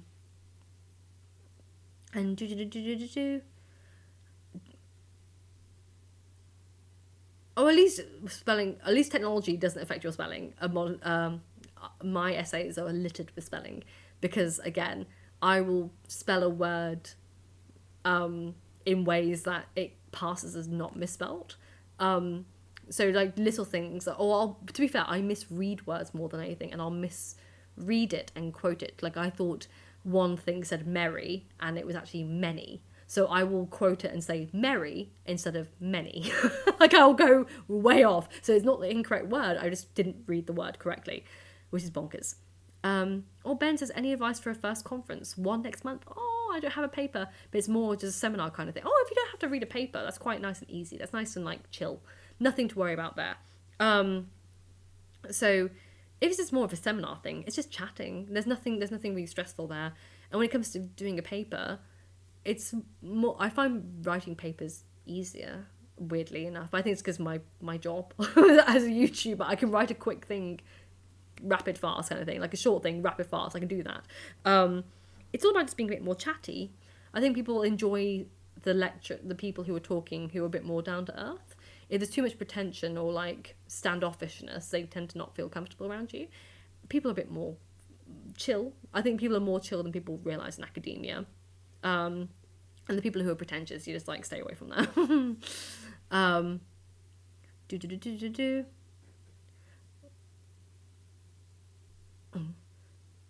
Who's... Oh, I missed that. It jumped again. I hate when it jumps like this. Who's my favourite foreign author?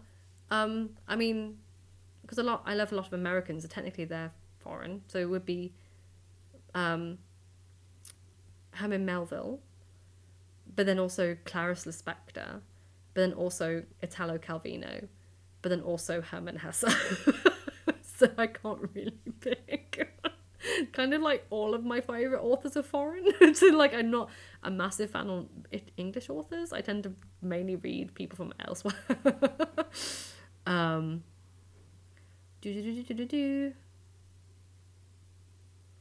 Oh, I can't think of many people like you. Lady Gaga comes close. At least Lady Gaga and I wouldn't have worn a meat dress. I wouldn't have worn a meat dress, so I don't think of anything like her in that way. The vegan in me would never have allowed that to happen. Oh, Luxie, many happy 24th.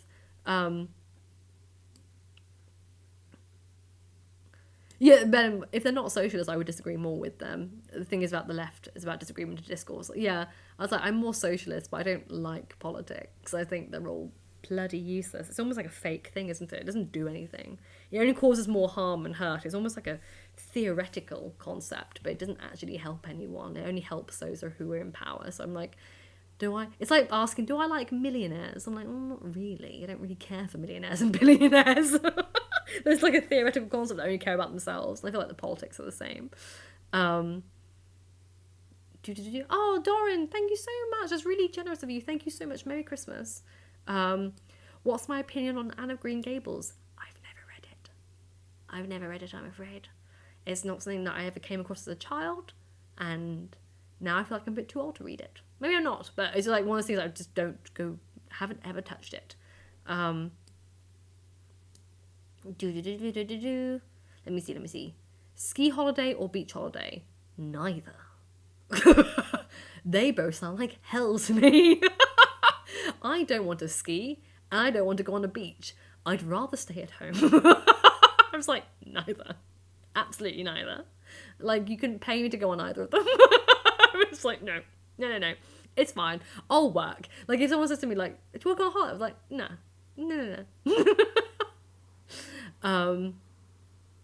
Tony's like, I do love the do-do-do-do-do-do's. Sometimes I do it in the library. But I don't make a noise in the library, but everyone seems to be going to myself. I thought you had no animals. I've got 2 little dogs. I have animals. The ADHD doodle-doos are so much very relatable. See, even Nico can speak 2 languages. I can't speak any other languages. Oh man, Catherine Tate can translate 7 languages. This is what I mean. See, clever people go further in life. Do you think the language thing is true for all subjects though? Maybe not. Like, not in science, potentially. But in the humanities, I think it's sort of essential, regardless if that's history or classics or literature. Like, in the humanities, I think it's essential. I can't speak for, like, economics or science-based things because I've never touched them. It may not be the case for them. But in any kind of humanities, I would say it's essential from what I can see. Like, every single, like, history person, literature person, and whatnot seems to be able to speak multiple languages. Hello, Southern Belle. First time viewer. Lovely to meet you. Thank you for coming. I feel like there's a very privileged thing there, read languages in academia, especially for a person with dyslexia. I don't think it's privilege. I just think it's advantage. Like, I think people are clever, and I think people are very good for languages. I don't think that's a privilege to be clever. I'm stupid. I don't get languages. But I know, I'm sure there are many dyslexics who can speak a lot of languages, so I can't really speak on behalf of other dyslexics. But it just tends to be the norm that people just speak lots of language and read lots of languages. Like, my supervisor translates people into different languages. Like, she's just like, oh, I'm translating that into German. Oh, I translated that from French to English. Like, she just does it. And it's not even a thing. She's a classicist, but she'll specialise in translating. So I think in the humanities, it's huge. But who cares if you can't speak another language fluently? Why not just learn a language of fun and not care about expectations? In academia, that's not the case. Like, in academia, everyone cares that you don't speak another language because it's like, you can't be a good academic unless you do.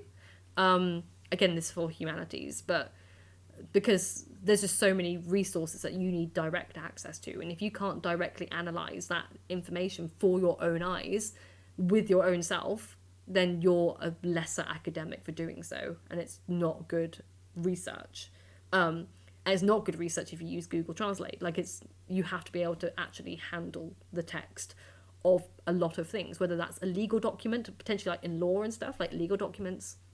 It could be with like historical artifacts and ancient papers or letters and things like that. If you're doing academic research, no one's going to hire you if you don't speak other languages, which is basically another reason why I should leave my PhD, because there's nothing for me to actually contribute to academia as a one language person. It's not really a thing I can do. Merry Christmas, is it Janek? Yanek? Yanek. I'm going to go with Yanek. I hope that's okay. Yeah, see, like, I think people with... Oh, sorry, listeners. I think people who have differences in language interpretation have so much to say that other people wouldn't think to. I'm not sure. I just tend to make a load of mistakes. I just make more mistakes. I say a lot of stuff that's not right. Water says, I feel more comfortable with some level of pretension. And then... I don't know who Alex Hexagon is. I don't know who that is, I'm afraid. My top 5 books are Moby Dick, Complete Cosmic Comics, Hermann Hesse's Steppenwolf,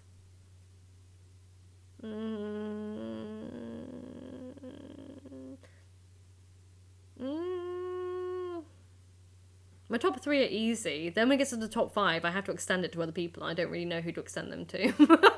I can say the top 3. I don't think I can then narrow it down to 5. It's almost like I've sealed those ones off. Then I haven't contemplated who gets the next 2 places if I ever extend them over. Hello, Chasen. Thank you so much for joining. It jumped down again. I'm so sorry. I literally never read fiction books, but someone left The Book Thief by Mark Zuzak, and it's right on the top 3 books ever. I do love that book. That was a really good book. Oh, thank you very much. Well, there is old-fashioned French approach to politics. Think we could do some of that in Britain, to be honest. I don't know. I'm so against violence at the same time. I'm such a pacifist. Like, even, like, the idea of revolution, like, that's going to result in a lot of people dead, and I'm not sure I agree with that either from a moralistic point of view.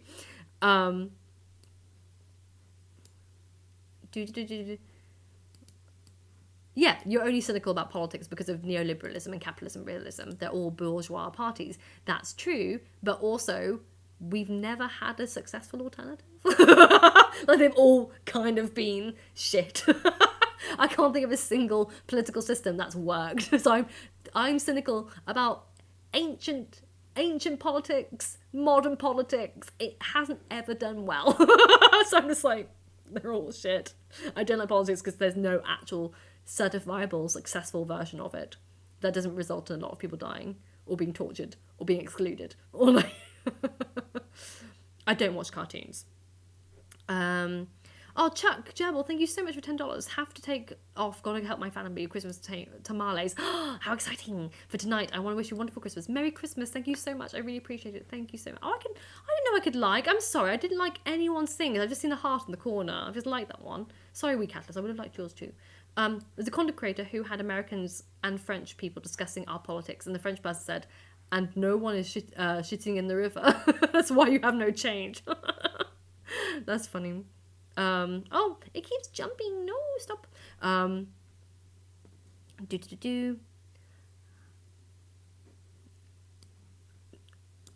Make sure I do. Oh, people are talking to themselves. That's absolutely fine. Oh, sorry. Finbar was joking about Catherine Tate translating 7 languages. I thought you actually said she could. I was like, I wouldn't put it past her. Like, so many people are like, but like these TV people who are really clever, intelligent. I was like, I wouldn't put it past them, to be fair. Like, it was like she already could. I wonder if cultural studies is an outlier then. I don't know, Ben. It's just more for something I've noticed more as a PhD student. That's all I'm saying. It's something at doctorate level I notice is kind of a thread through. But I wouldn't know if that... But I just noticed it's a big deal at doctorate level. Multiple languages. I'm like, why did you accept me? Why am I here? I shouldn't be here. Clearly I'm not good enough for this. Oh, thank you, Chase, so much. That was really kind of you. Thank you for $2.